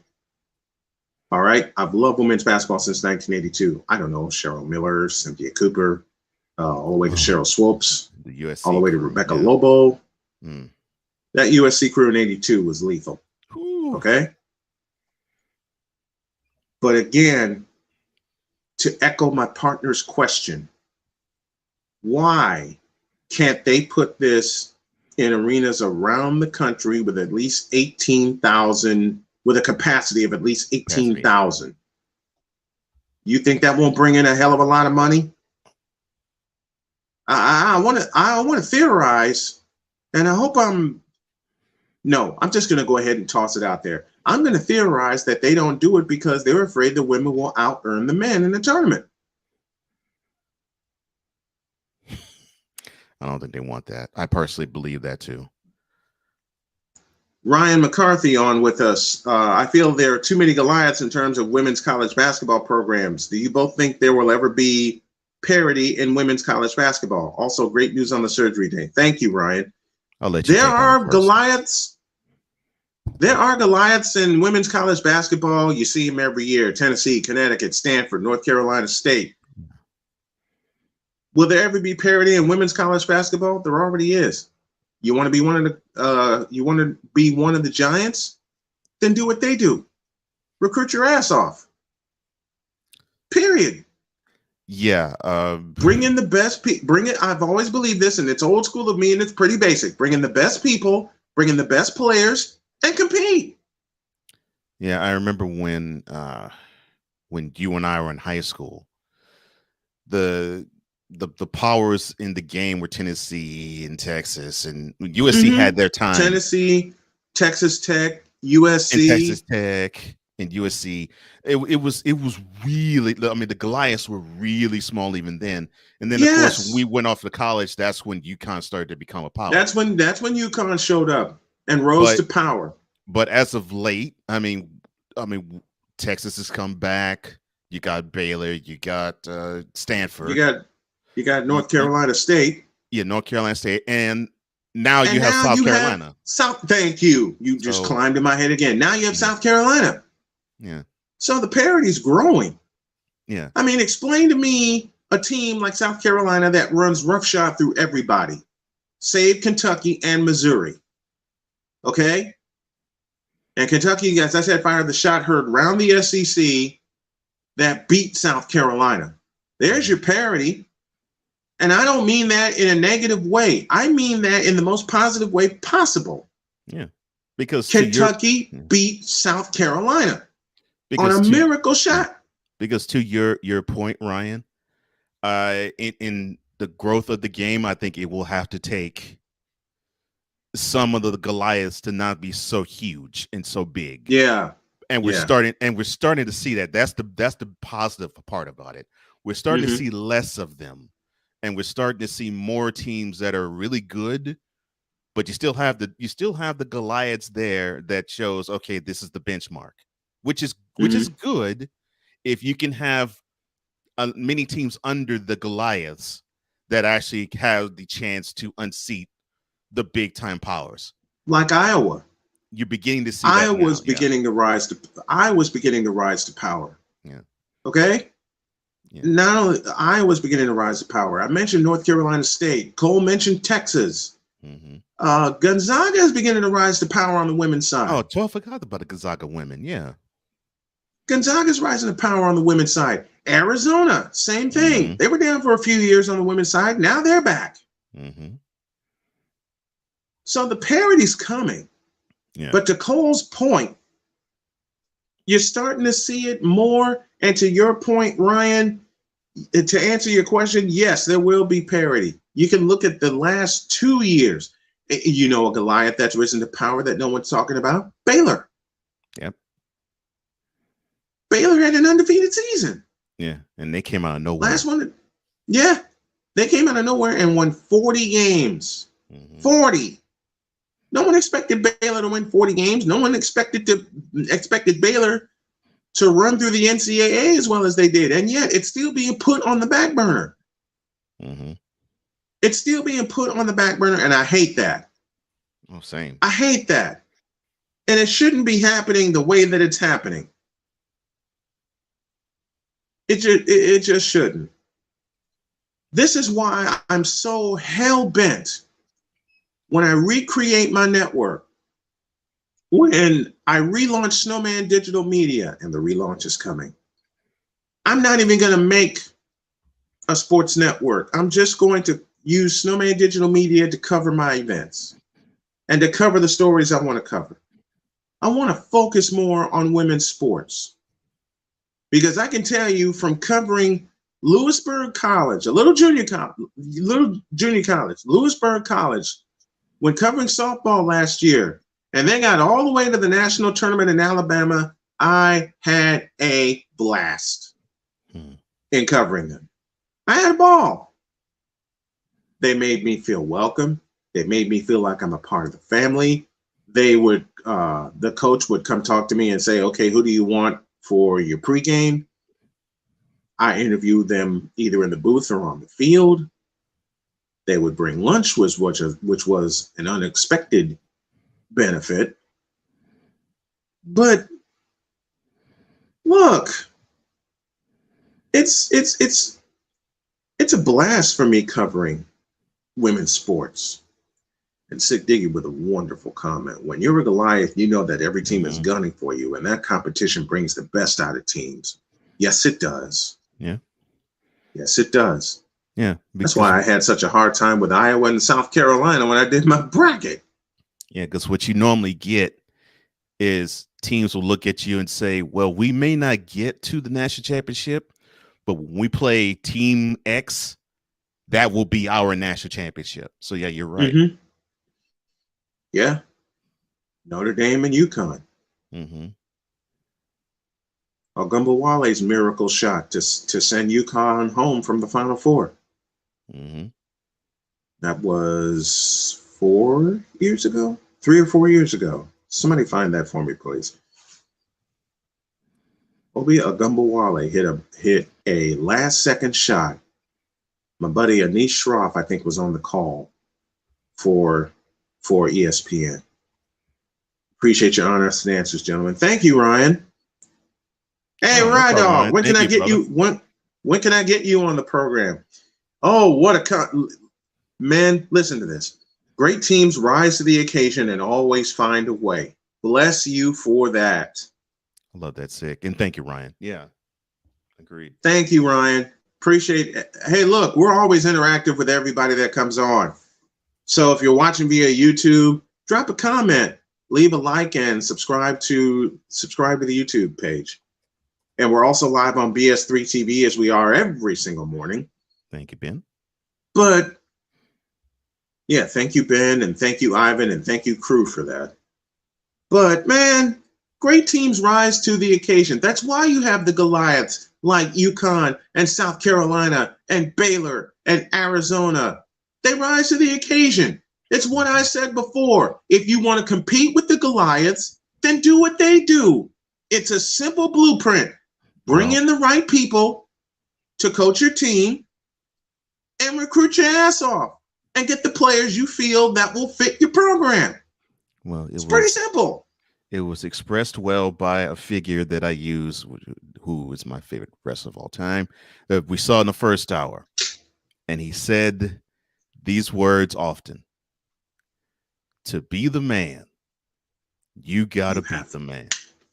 And in this case, to be the woman, you have to beat the women. The woman. You got to beat them. You got to beat it. To be the champ, you got to beat the champ. Mm-hmm. That's about it. Speaking of women's basketball, what's your take on the European leagues? I'm slowly getting into those, and I say slowly, but I'll counter that with this question. Why can't we have that kind of equity here? 2018 was that year. Thank you, Andrew. Thank you, Andrew. Let me put Diggy's comment back up here. Yeah. Speaking of women's basketball, what's your take on the European leagues? I'll counter that with this question. Why do the women have to go overseas to get more money? Because I know a couple overseas right now that should be playing here. Sharon Houston is one. Shanice Jenkins is the other. I know those two very well because I watched them play high school and college basketball. More Shanice Jenkins. I watched her play at Whitney Young. And I'm making adjustments here, so forgive me. So why can't they get that here? Why can't they get that here? Can I get a witness? Why can't they get that here? Why is it that when the WNBA season, which only consists of 32 games, and there should be more of that, for these women who love to play, these women love to play, they squeeze in a 32-game season during the summer, and by the time football comes around, their season's ending. No, that should not be. And then it's off to Europe they go. Yep. And then they immediately pack for Europe. No, that should not be. There should be, look, the ABL, the American Basketball League, was a league I watched until they became defunct because it was women playing basketball here in the United States. It was in the late 90s. And they had the right idea. They had the right idea, but just couldn't get the funding, and it pissed me off when they folded. Because their queens were the Columbus Quest. I want y'all to look up the Columbus Quest from the ABL in the late 90s. They had the right idea. The WNBA has the right idea, but I understand why. I understand the timing. But who says you can't play until October? Squeeze in a few more games. And I already know the counterpoint to that. Well, you'll be interrupting with the NFL's time. So fucking what? Compete with them. See what you can do. What I find interesting and funny and alarming all at the same time is that you don't have this issue in the college realm because you have the women playing basketball at the same time the men do. So if you can run a concurrent schedule with women playing basketball the same as the men, and in the professional ranks, you have, especially with teams that have hockey and basketball in them, you intersperse the NBA and NHL to not have them collide with one another. You mean to tell me you can't make that same dance happen with the women too? I mean, of course, the reason why the European leagues exist is simply because they know those leagues know that the best players will come to them because they provide the most money for them. And they know the WNBA is not going to break off that cheddar for those players. They know it. And they bank on that. And they take advantage of it. They take full unadulterated advantage of it. So, all right. Yeah. Let's go to Saskatchewan. Producer Clark with the Blue Jays hat represented. What's going on, man? Well, lid. All right, guys. I heard the Blue Jays just got Matt Chapman from the Oakland Athletics, so I saw that. So that's why you're smiling. Okay. Oh yeah. There's another reason why I'm smiling. I know I'm to do my American League picks next hour, but I'm going to go ahead and reveal one of them. I'm going to go ahead and reveal this pick right there. You see the team that Producer Clark is representing? This will make Rod happy. This will make Max happy. I have them winning the American League East Division. I agree. Let's go. I have them winning the American League East Division because they came so close last year. They were Clark, correct me if I'm wrong, one game from getting into the wild card slot. And they were one of the most like adverse tested teams in the league, traveling. They played in Florida, they played in Buffalo, they played in Toronto, they played all over the place. So very much, you were talking earlier about taking advantage of people. Blue Jays just took advantage of the Oakland Athletics. Thanks, Oakland. They sure did. Look, as long they sure did. As long as it's not the Red Sox or Yankees win the AL East, I'm happy. We're all on the same. Well, that's why I'm picking.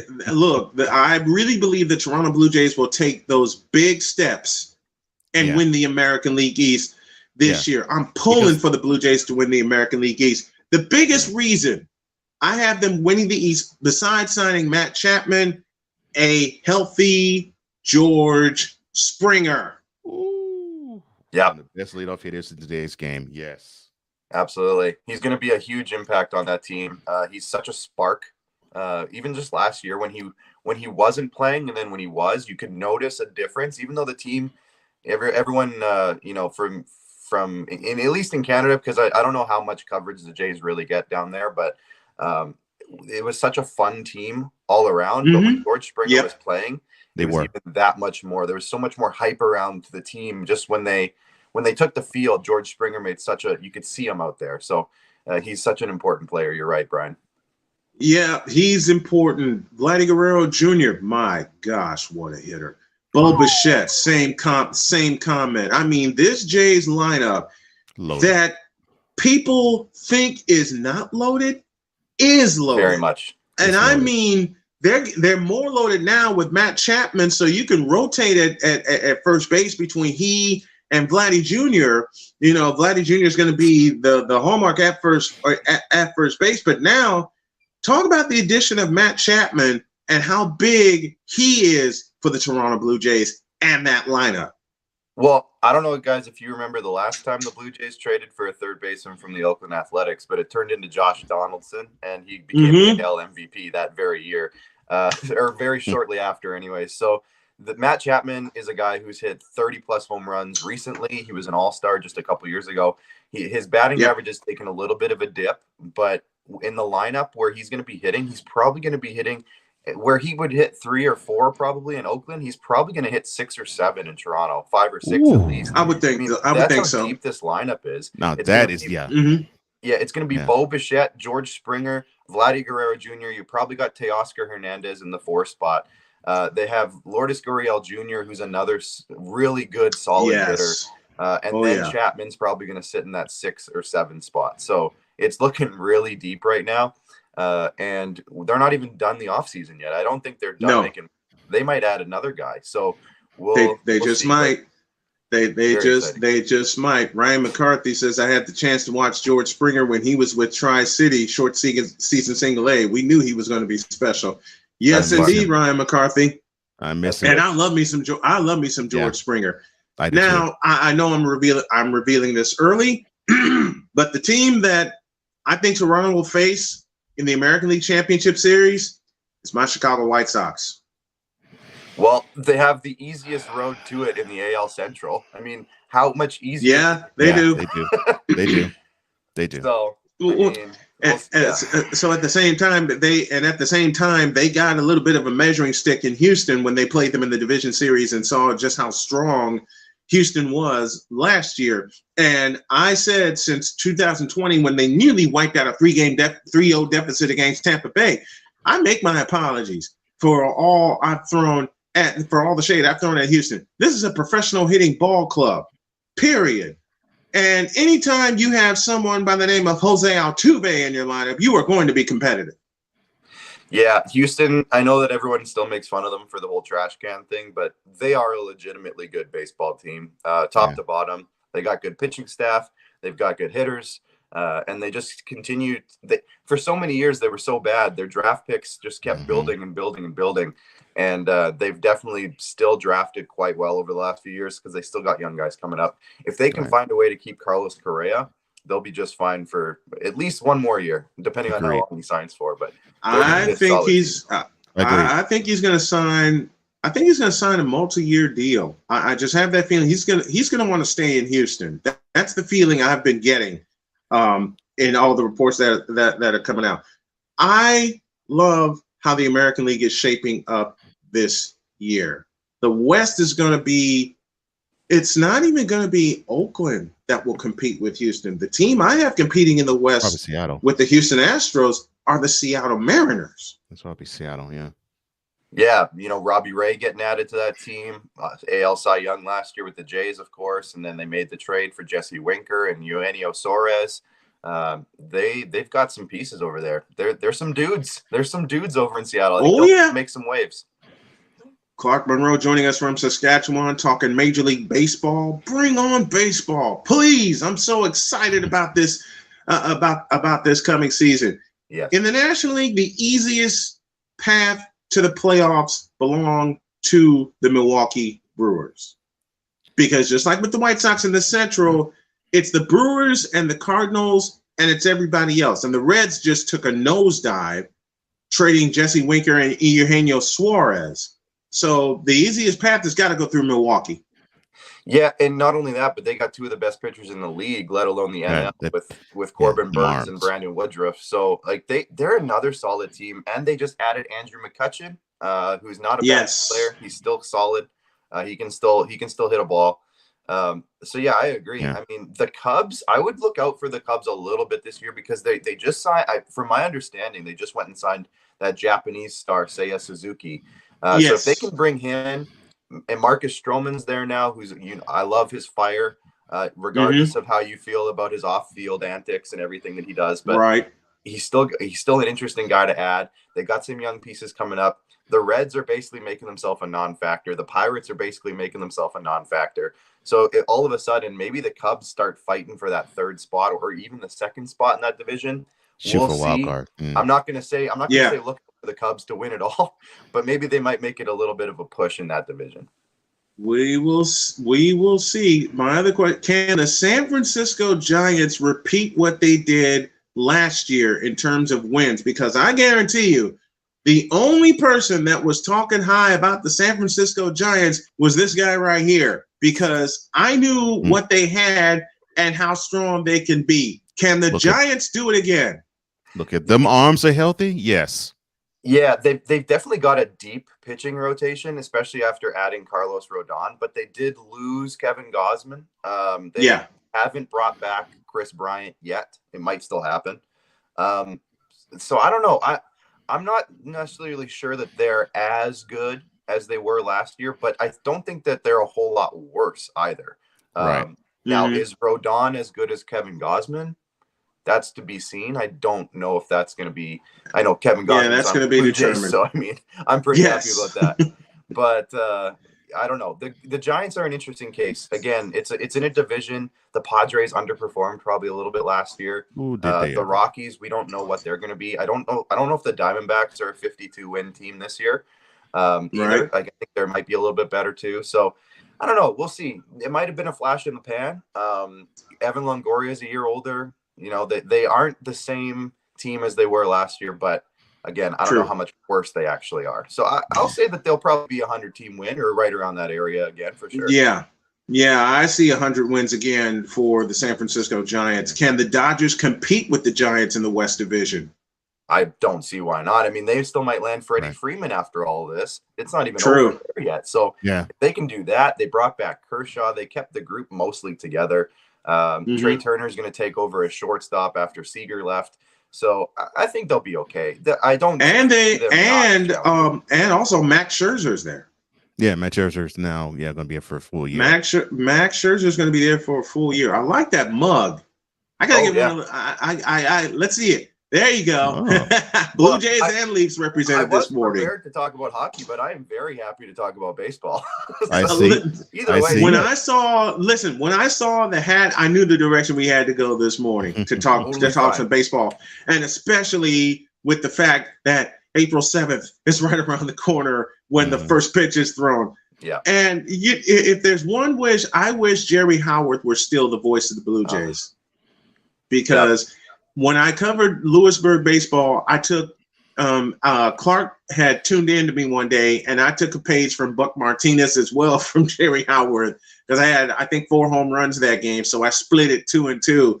I'm ready to hear Buck Martinez call some home runs for the Jays, because low key, outside of the Astros and the White Sox and the Cardinals, I watch a lot of Jays baseball. I cover a lot of Jays baseball. So, and I plan to do it this year when I get my my website restructured, when I get my company restructured. So yeah, the baseball's gonna be a lot of fun this year. A lot of fun. And for those of you who know me, it ain't the Rogers Center, it's the Sky Dome. Yes, sir. I will always call it the Sky Dome. Yeah. Because there's no other way I can and I know why they call it the Rogers Center. Got a question from Ryan McCarthy. This is for producer Clark. When will Wheat Sox merch be available? I got the same question.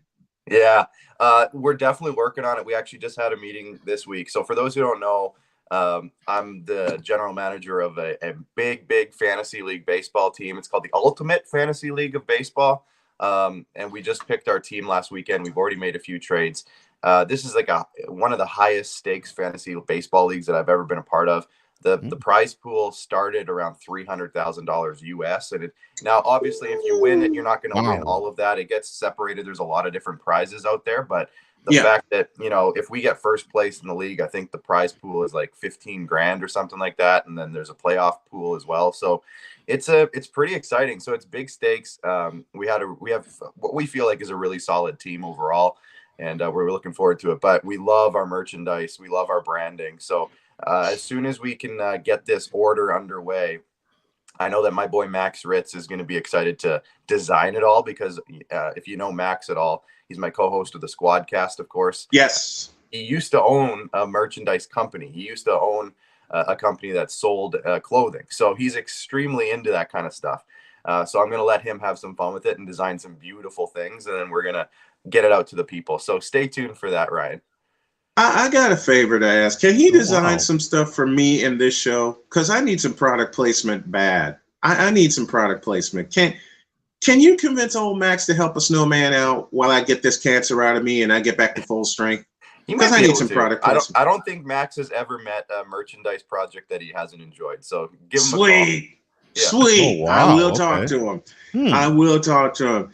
That is producer Clark Monroe, joining us here on the program, talking baseball. We usually talk hockey, but April 7th starts the regular season of Major League Baseball, and I'm going to be watching and listening to a lot of it. I will definitely listen to the Blue Jays broadcast team. Thank you, producer Clark. I appreciate it. I love you, buddy. Can't wait to talk to you next week. See you, fellas. See you, man. Me and Max Ritz are going to have a conversation. Never met a design project he doesn't like, huh? And Cole, I'm already climbing in your head. I'm already climbing in your head because I'm going to present both of our projects to him.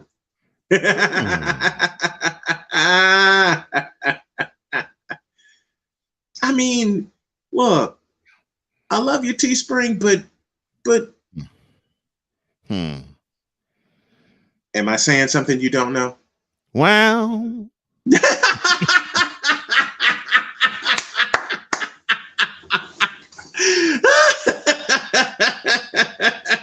As I said, am I saying something you don't know? I mean, I had some. Oh well, hell, let's talk merchandise. Why not?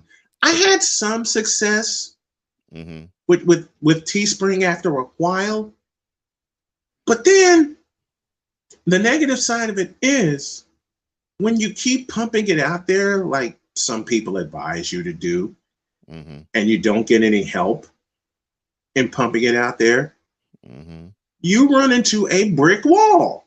Yeah. That's why I stopped using them. I haven't put any new merch out for about 6 months. And Lord knows you need some product placement as well as I.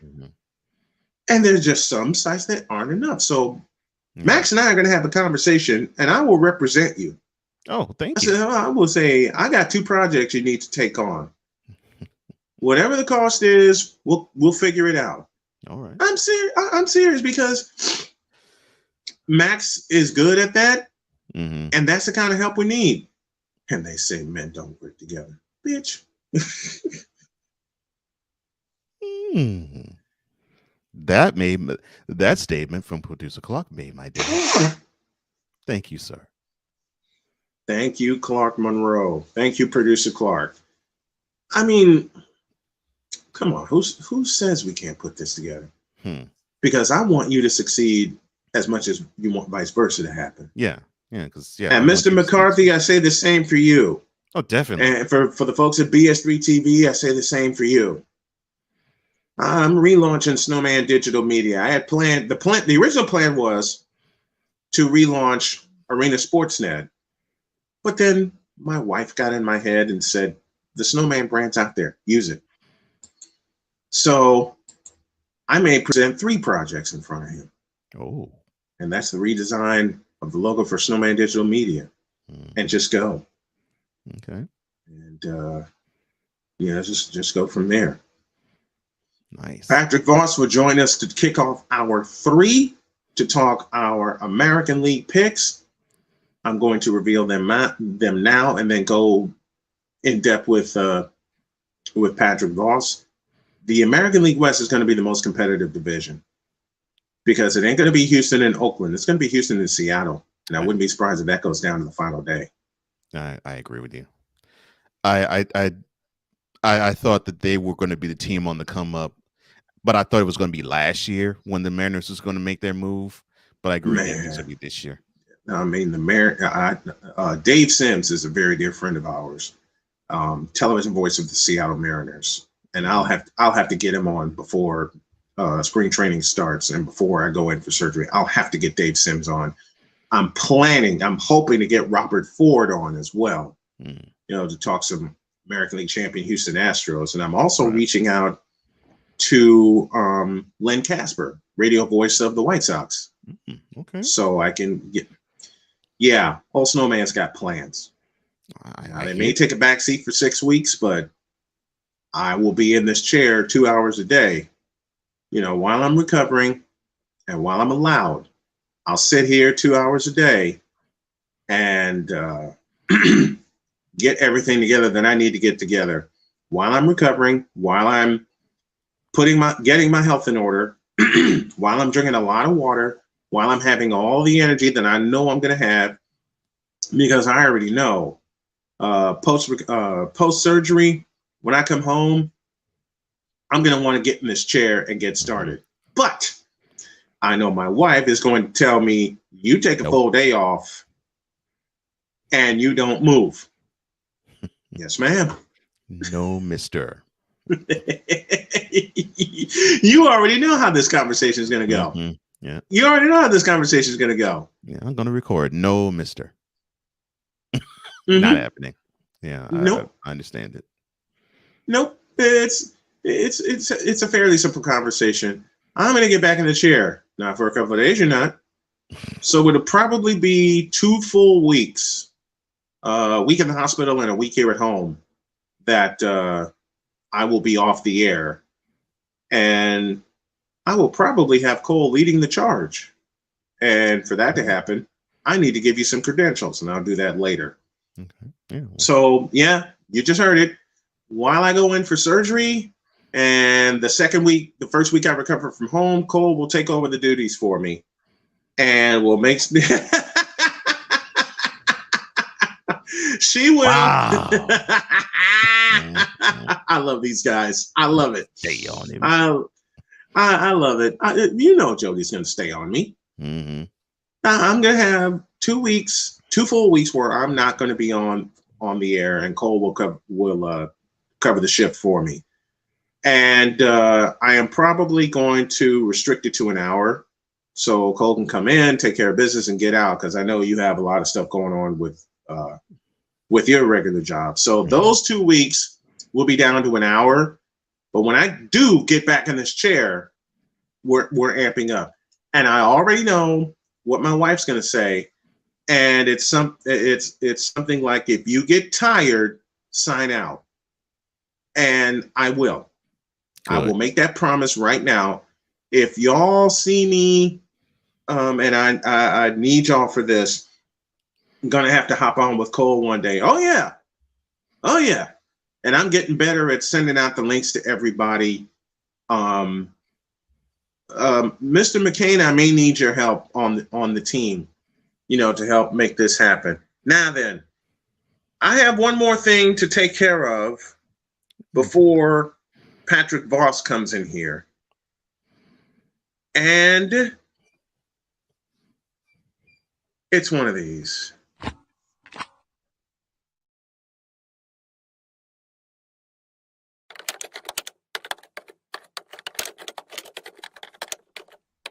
Email.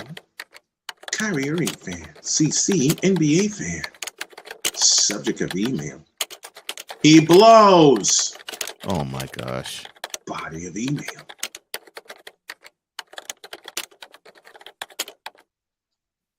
Since I was firing shots this morning, I'll fire a few more since we have 180 seconds. Listen, Kyrie Irving sucks. He blows. He's not a good basketball player. He's definitely not the most skilled point guard in the NBA today, nor will he be, because his skills never developed when he had the best coach with him in the term of Mike Krzyzewski. And as I said earlier this morning, Mike Krzyzewski told him adios and don't let the door hit you in the ass on the way out. Period. And there's my email. Sincerely, Brian Snow. All right. Time to talk America's pastime, and that is some baseball. Chicago baseball, to be exact. And we welcome the golden voice from Chicago with the Golden Knowledge Pod, Patrick Voss. Good morning, Patrick. Good to have you. Hey, Snowman. Hey, Cole. How are you? How you doing, brother? How many games will the White Sox win the Central by? Is it going to be another whitewash?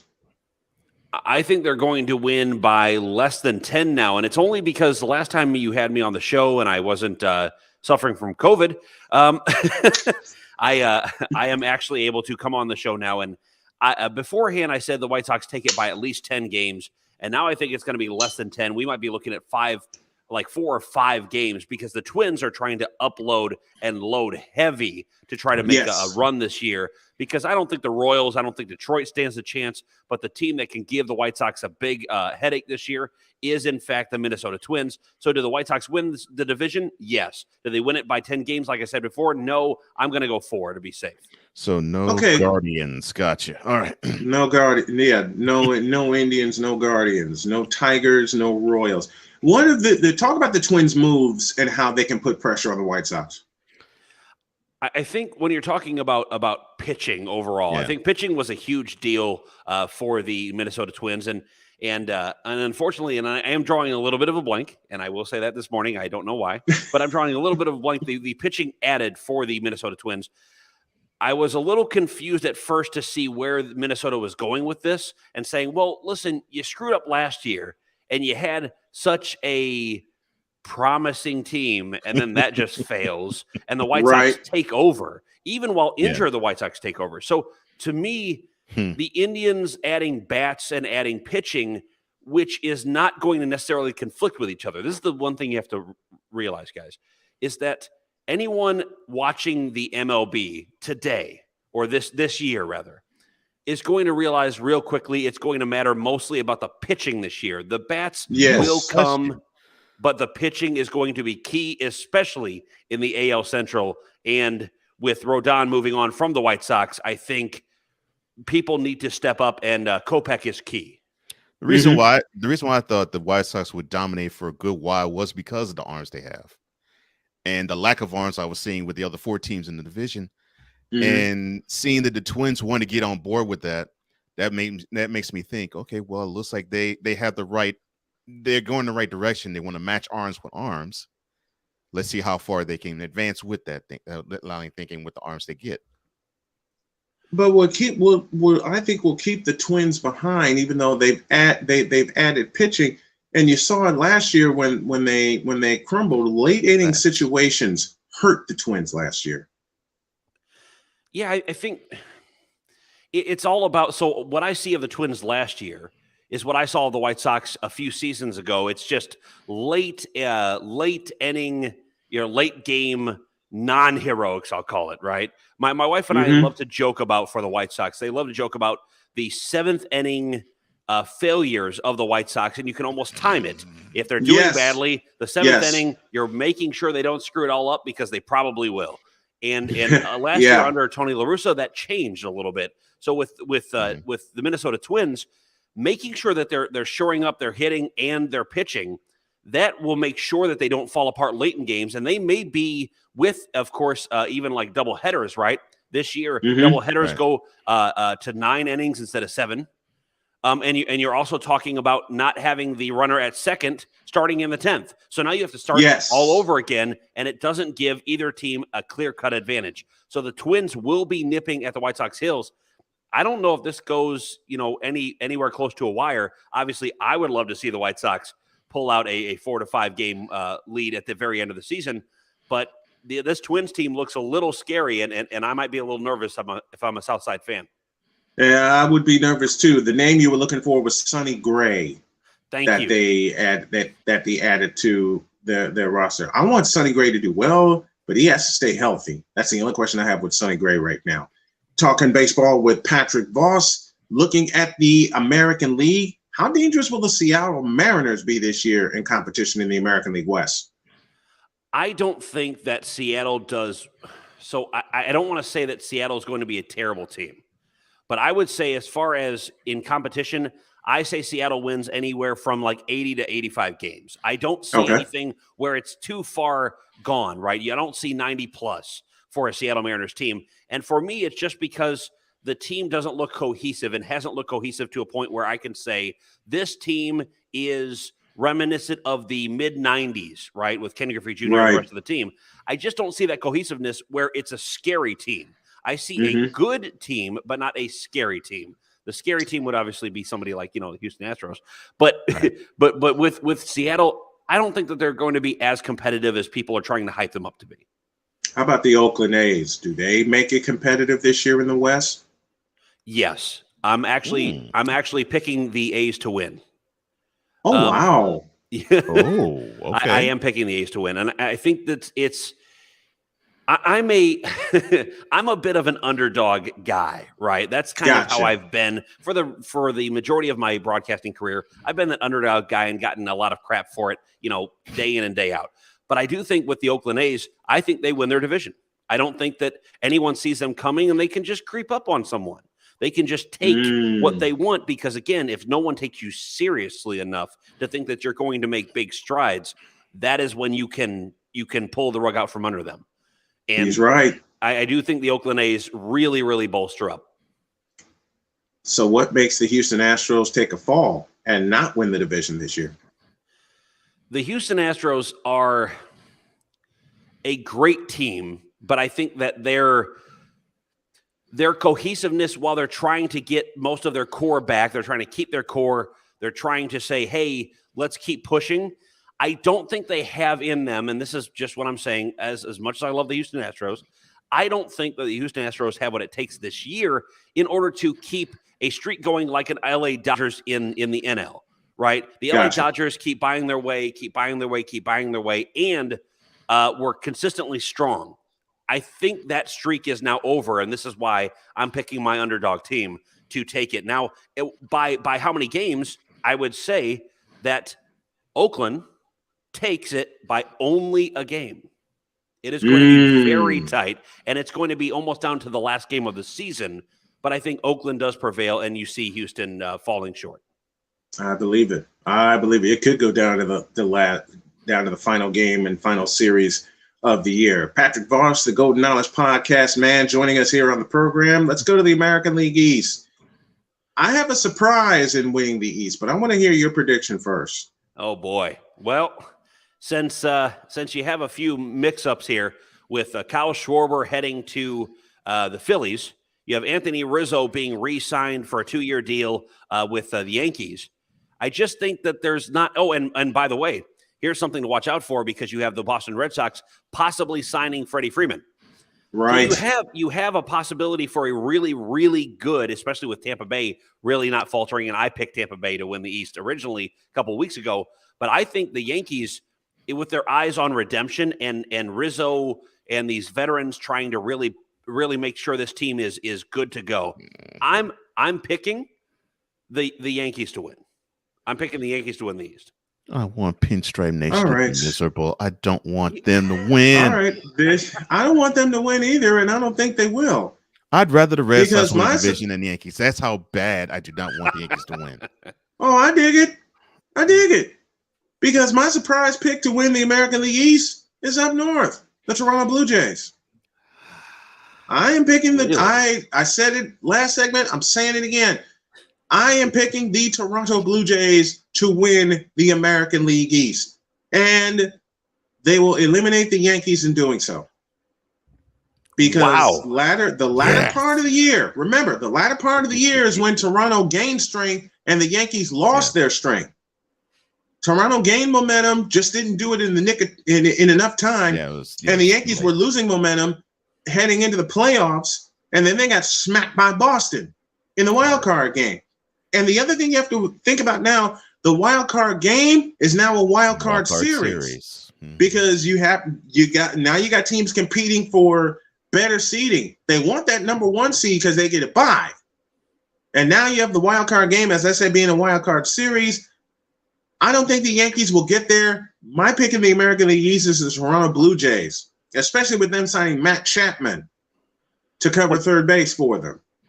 And what do you think? Vlad Guerrero Jr. or that young core is going to take them all the way, huh? And win the division? Yeah. Even over Tampa. They're going to blow the roof off the Sky Dome. The one team, look, I love Tampa, but the one team you do not want to see in the American League East is the Toronto Blue Jays. But to your and point, they're going to make a couple of moves at the trade deadline that'll bolster their bullpen.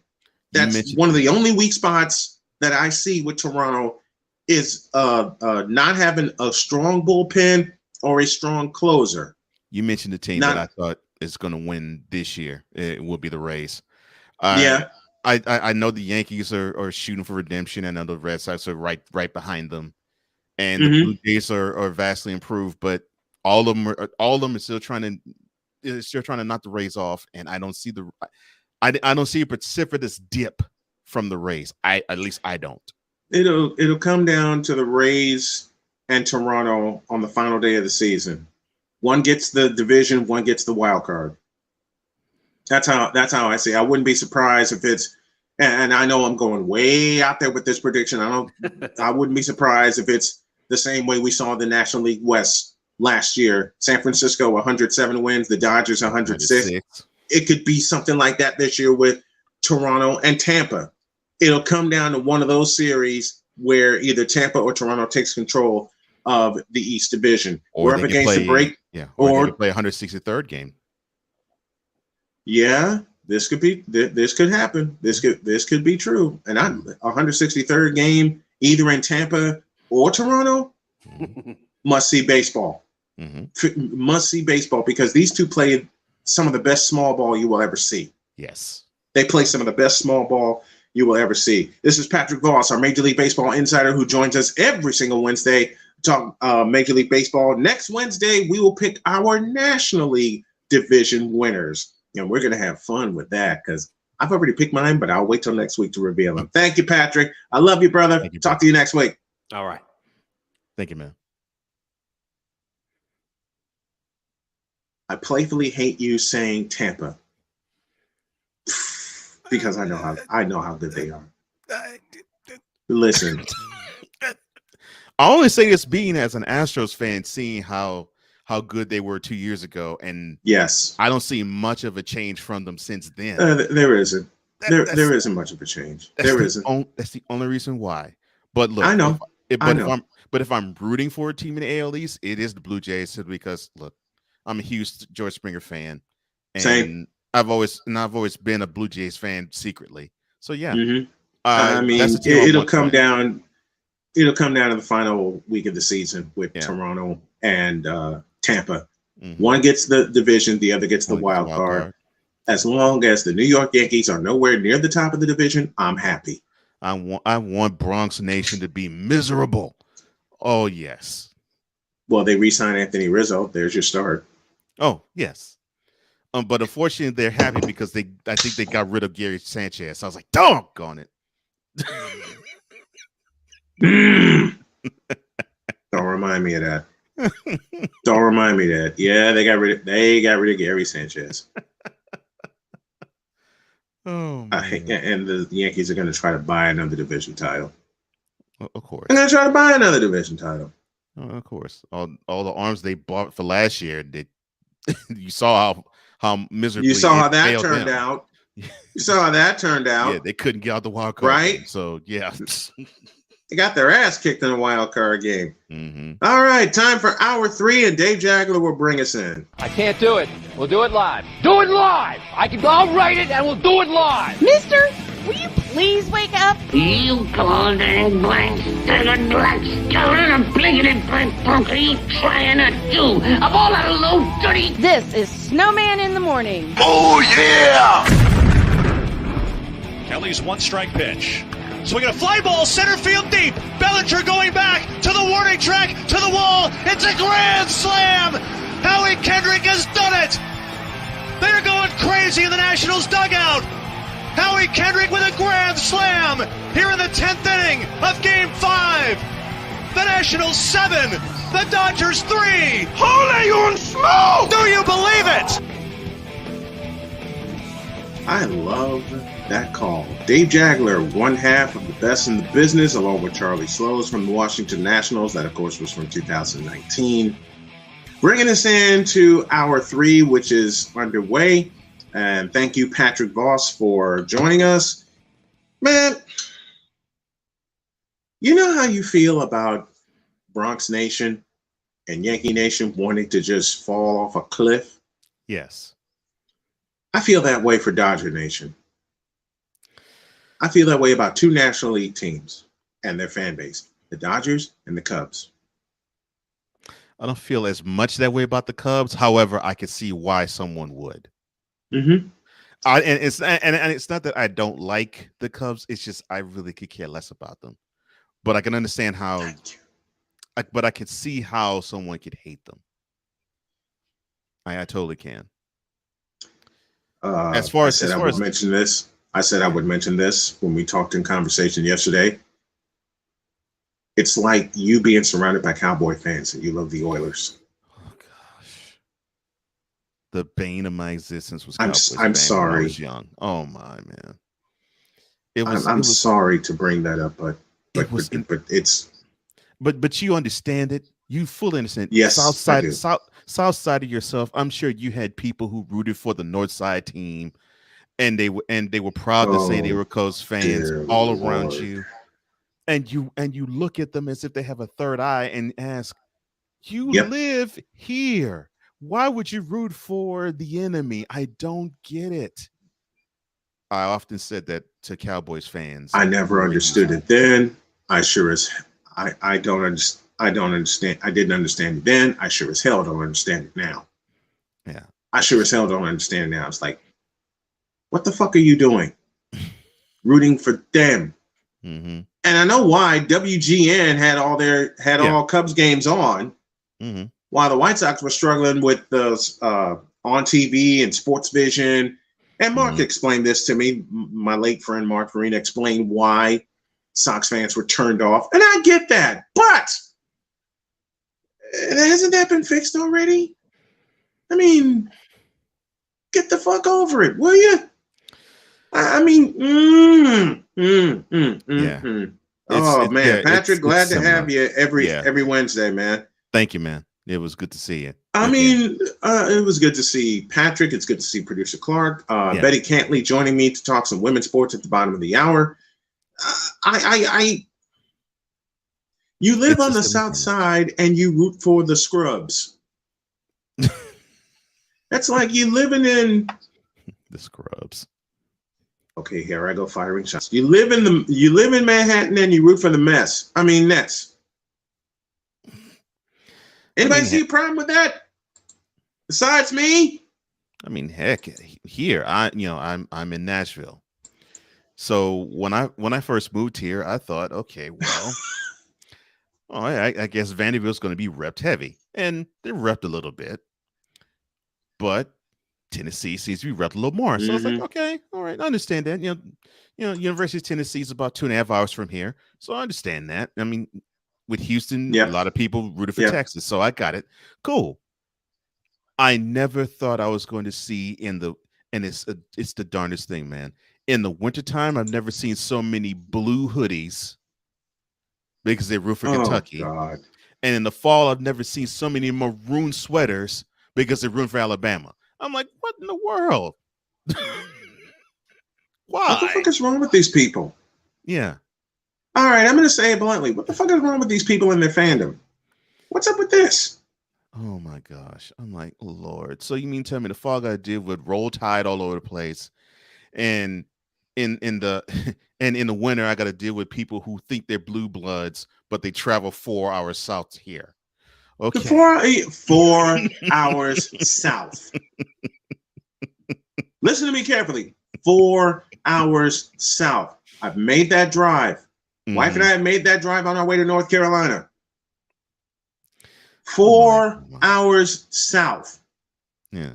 To root for Kentucky? What the fuck? Mm-hmm. I sound like my wife. Forgive me. What the fuck, man? But still, Southside is rooting for the Cubs. That's what started it for me. What the hell is wrong with you people? I was like, oh, we can see their games. Damn it. True point as it is, but damn it. Yeah. Well, yeah, we can see. Well, the heck, we can see Cowboys games too. Doesn't mean that I want to root for them. Exactly. I mean, I will admit my favorite Cowboy growing up was Tony Dorsett. Same. Okay. Oh, without question. And then the 90s team, Aikman, Irvin, Alvin Harper, the Moose, Jay Novacek, Russell Maryland. Yeah. I respect the hell out of those guys. And then it's funny how with the Cowboys for me, it grew to where I like the players. And I actually like the team. Root for them? Not necessarily, but I like them. I like and have a lot of respect for Irvin. I like and have a lot of respect for Troy Aikman. I like and have a lot of respect for Emmitt Smith and Darren Woodson and Charles Haley. Well, of course, or as my friend says best, damn it, Smith. Because damn it, he seems to get the first down when every single time every time they needed one, he seemed to always find a way to get one. That's why my friend Kevin said, "Damn it, Smith." Okay, it's with these Dodgers fans also. Since we're talking about fan bases, it's with these Dodgers fans also. Before they won in 2020 in a bubble in Texas. It's like, we're going to break the jinx of 1988. No, you're not. Then they did. Oh, hell. Now I got to hear from Dodger fan for a year. Man, what the hell, man? Yeah, so can I get a break as a fan? Can I get a break? Apparently not. And what makes it even funnier is that you see the fans of these teams, and they when they're horrible, you don't see hide nor hair of them. You don't see hide nor hair nor ass of them when they're doing terrible. But man, like if the Cowboys are 13-4, or if the Dodgers win 100 games and they rout whomever they rout the rest of the NL West, you see them literally crawl from out of the ground. Thank you. Forget the woodwork, out of the ground. Yeah, they come from the sewers saying, yeah, this was my team all along. I'm like, no, it wasn't. I know some who are, but this year proved that point with the Dallas Cowboys. Yeah. So yeah, it's the fan bases that turn me completely off of these teams. Yeah. Two in particular we speak of often. Cowboy fans and Laker fans. Yeah. Because these Cowboy fans this past season were so happy that they won the division and they got a high seed and they got a home game in the playoffs. You beat the NFC least. This is what I did not get with Cowboys fan this past year. You were happy with this team beating up on the least. You were going to say it right. I was going to say the others in the NFC least. You were happy that they were literally feasting off a division, but you paid little to no attention to when they played other teams and they had 500 records against them. Mm-hmm. To the point where you just thought it was going to be just a roll your helmet session when the wild card round when they played the 49ers. And I'm saying to myself, oh gosh, you're all in for a rude awakening. Very rude when it comes to the playoffs. And I love it. I loved it. I absolutely loved it. Join us on Patreon, patreon.com/SIT. Morning is where you can get exclusive footage, and I'll be starting to put up some exclusive footage very, very soon, especially when I get ready for my surgery.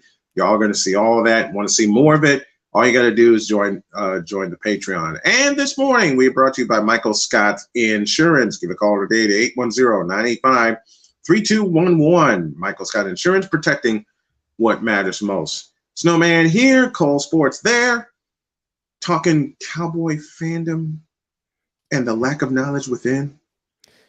Because there's no. What am I looking for? What's the word I'm looking for? Help me out here. You're a wordsmith like I am. What? There's no Oh, that's not the word you're looking for. But that's one. No, that's one of them. Logic. Standard. Oh, I was about to say. Yeah, there isn't any logic. There's zero logic. I mean, Michael Irvin said 48 hours prior to their playoff game against San Francisco that this was the worst possible matchup for the Cowboys. Mm-hmm. Michael Irvin said, quote, he was right on Rich Eisen's show, quote, this is the worst possible matchup for the Cowboys, close quote. Mm-hmm. And the 49ers socked them in the mouth. As they should have. And then socked them in the eye. And beat them to a bloody pulp, to the point where Dak Prescott, you want an unpopular opinion? How about the fact that everybody wants to say, oh, LeBron James always makes the right play? How about the fact that you know what? Let me set this up.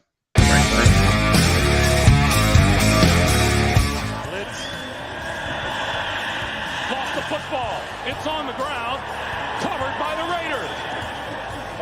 After reviewing the play, it is an incomplete pass.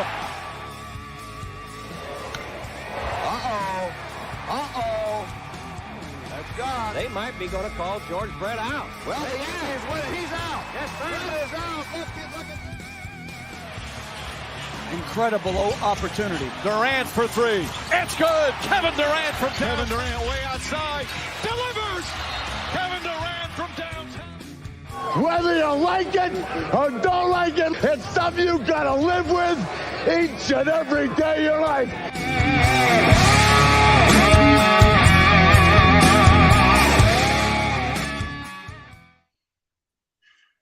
I love that intro. And here's my latest unpopular opinion. Dak Prescott made the wrong football plays at the wrong time. Wild card game against San Francisco. Why didn't you slide after 7 yards? Oh, and that reminds me.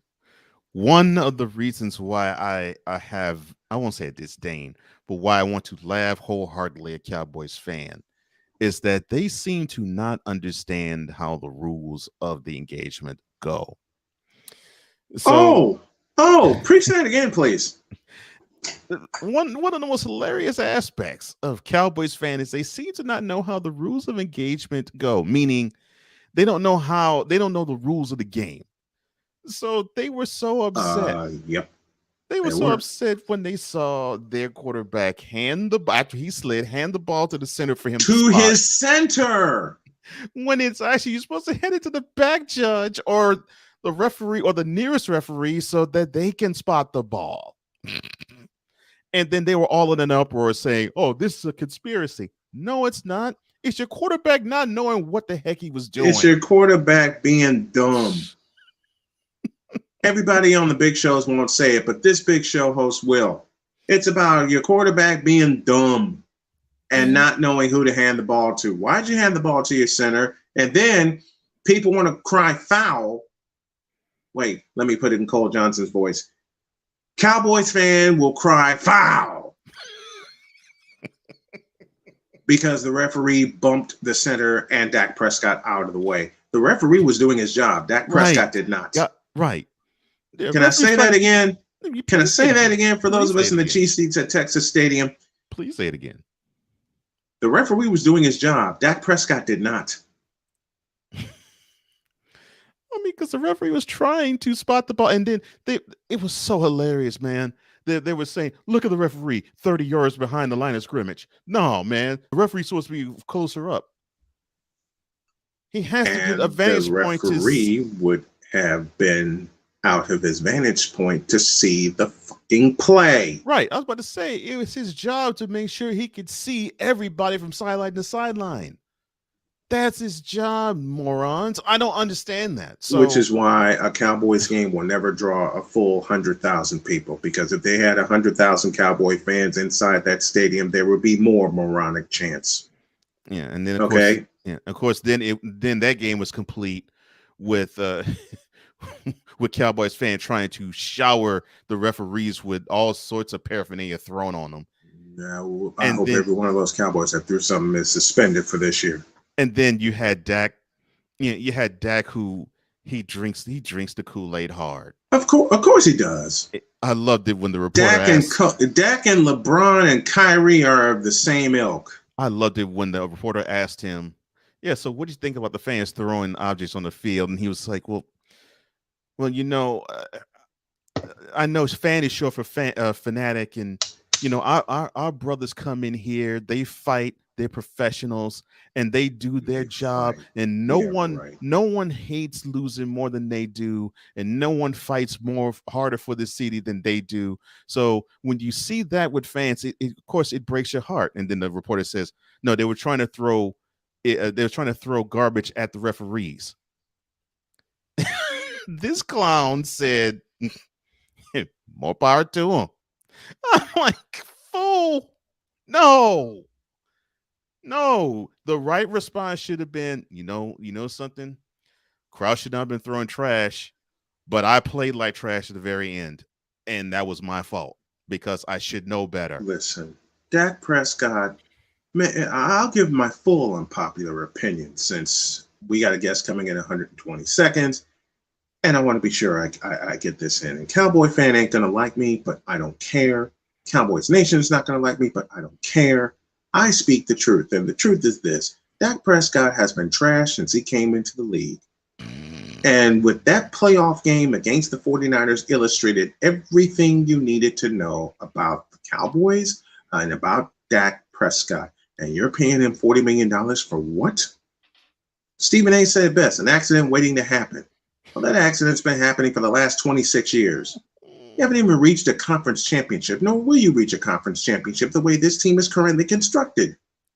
I'm not looking at, I'm going to back off of Jerry Jones. I'm looking at Stephen Jones for the way he put this team together. What can go wrong will go wrong. And yes, I'm the same as you. I look at Gerald as entertainment, but I look at Stephen as the guy who actually has the football knowledge. And yeah, I would look at him because he is the one who constructed the team. Yeah. The name DeMarcus Lawrence mean anything to you? I mean, all set to re-sign with the Cowboys, and then the Broncos undercut them. And DeMarcus on the low said, "Do I have to worry about this, this, and this?" No. Okay, I'll sign with you. Dummies. I sound like my partner. Dummies. Dummies. Fools. Idiots. Dumbasses. I don't know, man. You see the look on my face. Mm-hmm. But I will repeat your word. Mm-hmm. Dummies. It's just so funny to me. You see Cowboys fan go hard and ham for them. And when the team on the field continually disappoints them, whether it's and you said the perfect word, continually. Yeah. That's a big word, folks. Continually. Whether it's disappoints them, whether it's a fumbled snap or an interception, Tony Romo, or an interception thrown in the end zone, or a desperate. Jim Nantz said it best during that wild card game: a desperation heave that was destined to go nowhere, or on a 3rd and 28. On a 3rd and 28. You throw the ball right to K'Wan Williams. Now, I know Cowboy fan will say, well, your 49ers lost. Yeah, and it was a hell of a game. I'll take the game that I had against the LA Rams and the better team winning than the bullshit your team put up against a team that shouldn't even been there in the first place. I'll take that any day of the week. And you know what these people often say? I watched a funny video on YouTube. Mm-hmm. I watched a funny compilation video of Packers fan reaction to Robbie Gould's winning kick. I saw a guy, and I'm not making this up, that had a Cowboys helmet on and a Green Bay Packer hat on. And he said, and I'm not making this up, quote, "Come on, Packers, do it for the Cowboys." Close quote. Well, you know what happened next. He fell right off the couch. He said, what?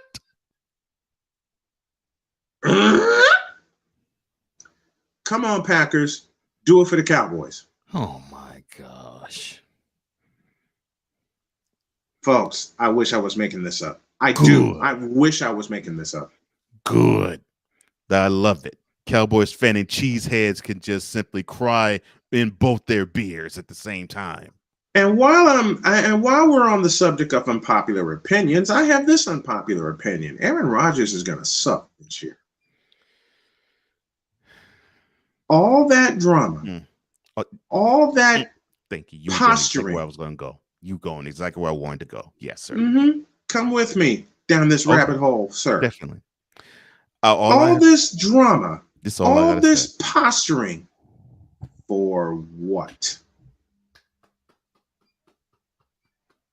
And he gets an extension on top of that. Green Bay, are you sick? Aaron Rodgers has held your team hostage for 2 years. This clown gets a round of applause from me because he was making all this posturing saying, well, things have to change. You had the nerve to draft Jordan Love. I can't stand the GM. He needs to go and get out of here. And if he doesn't go, I gotta go. And then he actually decides to stay. What happens? Yeah, he stays, and then he decides to become Kyrie Irving, but in NFL form. Kyrie Irving 2.0 with long hair. And then decides to peeve off cancel culture, whatever that is. And because he can't on Pat McAfee's show of all places. And I love Pat. I love Pat McAfee's show. I love that show, and I love him. That's a very guilty pleasure of mine. Love the show and love him. I love the show. I love him. But he decides to make this his platform to just spew whatever nonsense he does, and all of this just to be still on the Packers and now the highest paid player in NFL history as of present. And he hasn't earned a dime of it. And many people are like, there's another unpopular opinion since we're on the subject. And Aaron Rodgers is getting all this money and he hasn't earned it. Go on, please. And many people want to say and come to their defense and say he's thrown the fewest interceptions. He's thrown the highest. He's thrown the highest completion percentage. He has the best touchdown interception ratio in the last few years. And I always come back to one number. I said, all of that is wonderful. I just come back to the number of Super Bowl appearances he has made since, and I think this one stat I saw was 2018. 0. That's a goose egg. That's how many times he has gone to the Super Bowl in those time periods and the time frames. He's even won back-to-back MVPs and has not sniffed the Super Bowl. And never will again either. You can miss me with that. Yeah, I mean, y'all can miss me with all of that. Okay, that team will have to go and win a Super Bowl in spite of Aaron Rodgers, not because of Aaron Rodgers. And that's a shame. In spite of Aaron Rodgers. The dude hasn't been to the Super Bowl. A lot of money for a one-time Super Bowl winner. He has not been to the Super Bowl since Super Bowl 45. Right. And oh, by the way, let me bring this stat up. That's the last time he's been in the Super Bowl. And let me bring this stat up for you people, you Aaron Rodgers maniacs. That's the best word I can come up with right now. I'll come up with a term for them, because if I use Rodgers sexuals, then it would fit, but then it wouldn't fit. 0-4 against one team in the playoffs. I'm saying it again. 0-4 against my San Francisco 49ers. 2012, you got pounded at Candlestick Park. 2013 and 21, you got pounded at Lambeau Field. Oh, and both of those games, 13 and 21, ended the same way, with a walk-off field goal from a kicker wearing number 9. In 2013, it was Phil Dawson. In 2021, it was the golden leg of Robbie Gould. Lord only knows the memories I'm going to spark when I mention 2019, and I mention the name Raheem Mostert. Oh, you mean the guy who in the 2019 NFC Championship game ran for 160 yards and 3 touchdowns? Pause. In the first half? That would be him. That would be him. That was sad. It looked like a 7-on-7 scrimmage, but it did. I digress. Listen, 3rd and 8 will be the 3rd and 8 from that game will be the befall of the Packers, because you had the 49ers in long. You had the 49ers in 3rd and long, which is what you need to have. You needed to have San Francisco in 3rd and long. Mm-hmm. And what do? They give the ball to Raheem Mostert. The blocking scheme was absolutely beautiful. And the next thing you know, first down and touchdown. And he wasn't touched. Right. My issue with Aaron Rodgers now is, so they played this same team 2 years later. They actually defend them better. Much better. And I know better. I know the game, the 2019 NC Championship game, took place in Santa Clara, and the 2021 divisional round was in Lambeau.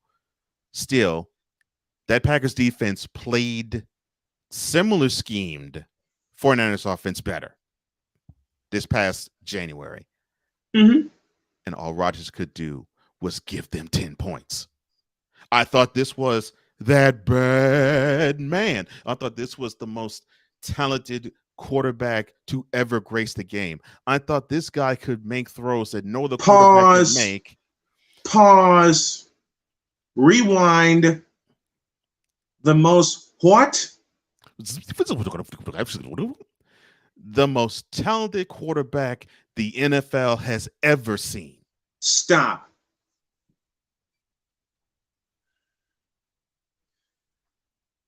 Oh boy. Who opened their mouth and opined that?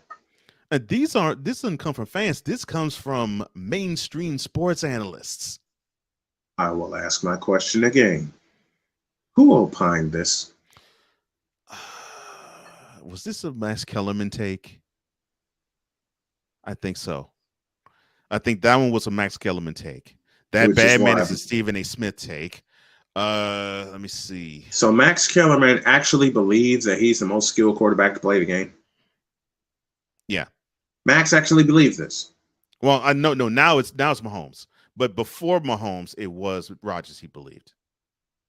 And yet Rodgers got outdueled by Jimmy Garoppolo not once, but twice. Past 3 years. And in the past 3 years, absolutely. He got outdueled by a 40-something-year-old Tom Brady on his own turf. And this does come from a fan on Facebook. Oh, God. Rodgers Legion. Oh, Lord. There you go. We got it. We got it now. The Rodgers Legion. There it is. When they have the nerve to compare him and Drew Brees. And I basically say, okay, so they're basically on par with one another because each won a Super Bowl and each went to one. The Rodgers Legion member said, quote, but Rodgers is better simply because he has, at the time, 3, now it's 4 MVPs to Brees' 0, close quote. So do MVPs mean, excuse me 1 minute, please, Super Bowl championships? I don't think so.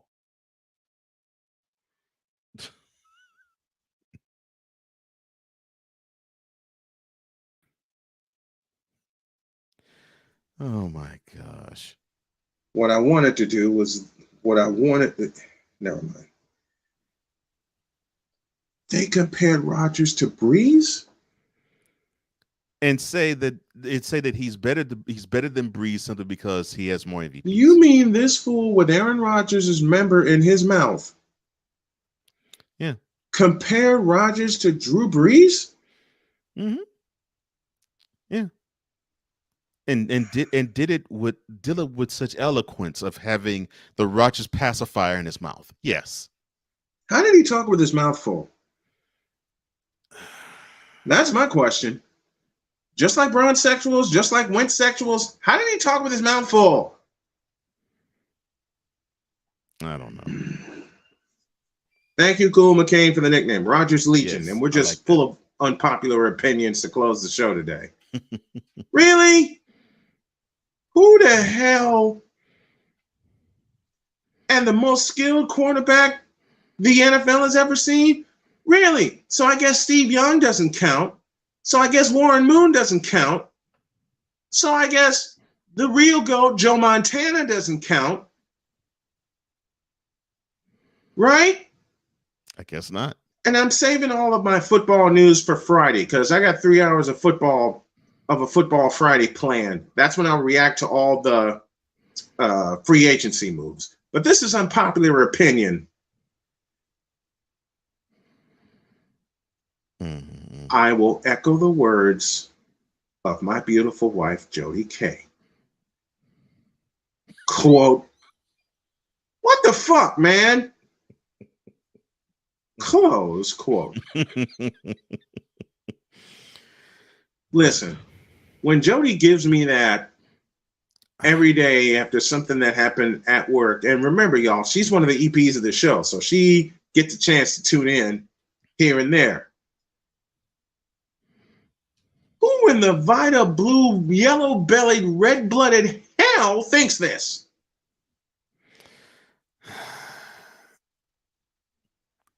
It just goes to show you said it beautifully. And you said it about NBA fan, and I extrapolated to now today's sports fan in all genres of sport. Mm-hmm. They are fascinated by two things: stars and stats. Yep. And you have been correct in saying that, sir. I will give you your props in originating that statement. When it comes to Rodgers, that is the quintessential understanding of what they see. It's the star that he is. It's the stats that he puts up, and they just bypass the fact that he is a total idiot when it comes to his team. That he's he a comes total up fool. That he comes up shorter than Mini-Me in the playoffs, and that and that you have quarterbacks already, such as Patrick Mahomes, who have surpassed him. run circles around him. You have a quarterback like Josh Allen, who can and will run circles around him. You know, it's just. I've always said that the Packers in the Aaron Rodgers era was not equipped with one very important thing: a consistent running game. Mm-hmm. They've always had to rely on Aaron Rodgers to get them through. I point to a game against the Arizona Cardinals. Yeah. No, I don't mean the Larry Fitzgerald finish. I'm talking about the Carlos Dansby finish. When the Cardinals decided, we're coming after his ass. They swallow him up. He coughs up the ball. Carlos Dansby goes untouched into the end zone. Cardinals 51, Packers 45. That's that. Mm-hmm. How did Joe Buck put it? Yeah, extra man on the blitz. They get to Rodgers. The ball is out. The Arizona Cardinals win it. Oh, yeah. Hour 3 has been nothing but unpopular opinions. Pat Voss, thank you. Clark Monroe, thank you. Everybody in the chat, thank you. As we get ready to wrap it up here, but I finish repeating my very unpopular opinions, and I know Cole is going to agree with me 100. That sounded awful coming. By saying, Aaron Rodgers, you're not built for a playoff run. By saying, Cowboy fan, learn the rules. Please. By saying, Dak Prescott, you're finished. By saying, Stephen Jones, you're creating a mess, and it's your fault. Period. Now, if y'all like or dislike any of those unpopular opinions, let me know in the comments below. I'd love to hear from you. And I mean that from the heart. I'd love to hear from you. I'm having fun doing this again. Cole Johnson's made it fun for me doing this again. But I want to hear from the fans. What do you think? Drop a comment below. Lost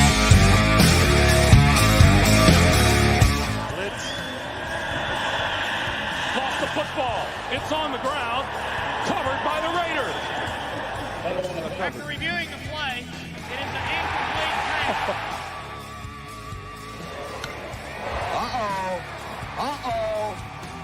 That's gone. They might be going to call George Brett out. Well, the answer is whether he's out. Yes, sir. Brett is out. Incredible opportunity. Durant for 3. It's good. Kevin Durant from downtown. Kevin Durant way outside. Delivers. Kevin Durant from downtown. Whether you like it or don't like it, it's something you gotta live with each and every day of your life.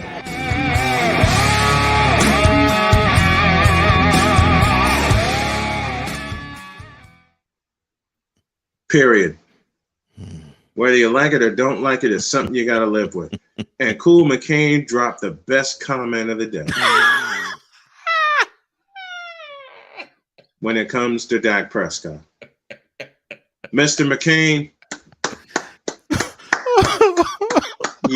I'm going to invent a prize for the best comment of the day. Let's up the engagement a little bit. I'm going to invent a prize for the best comment of the day. I'm going to leave that up for a minute. Dak Prescott is the black Kirk Cousins. And y'all know how we both feel about one Kirk Cousins. Oh, they overpaid his ass. Toilet water is more valuable than Kirk Cousins. Oh my gosh, man. You know, there's one other quarterback I should have brought up, but we'll lead with this tomorrow. And that's Baker Mayfield. Oh, good Lord. No, I'm glad you didn't talk on today. No, we'll lead with this tomorrow unless LeBron James does something stupid. We'll lead with that. I would have done a Chris Collinsworth on you. Now, here's a guy. Yeah.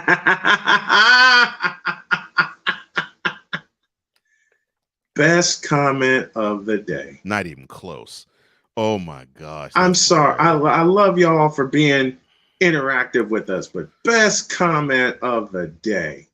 Black Kirk Cousins. Now y'all have seen Kirk Cousins play. Extrapolate that to Dak Prescott, and you get twins. That will be stole. I will tell you that right now. Cool. That will be great stole. Oh my gosh. I'm gonna steal that also. The Black Kirk Cousins. The Black Kirk Cousins. We might just have to look at some free agency moves tomorrow and Friday, especially Friday. You know, one free agent name, a little teaser for tomorrow. You know, one free agent name that keeps turning up and no one understands what's going to happen to him? Deshaun Watson.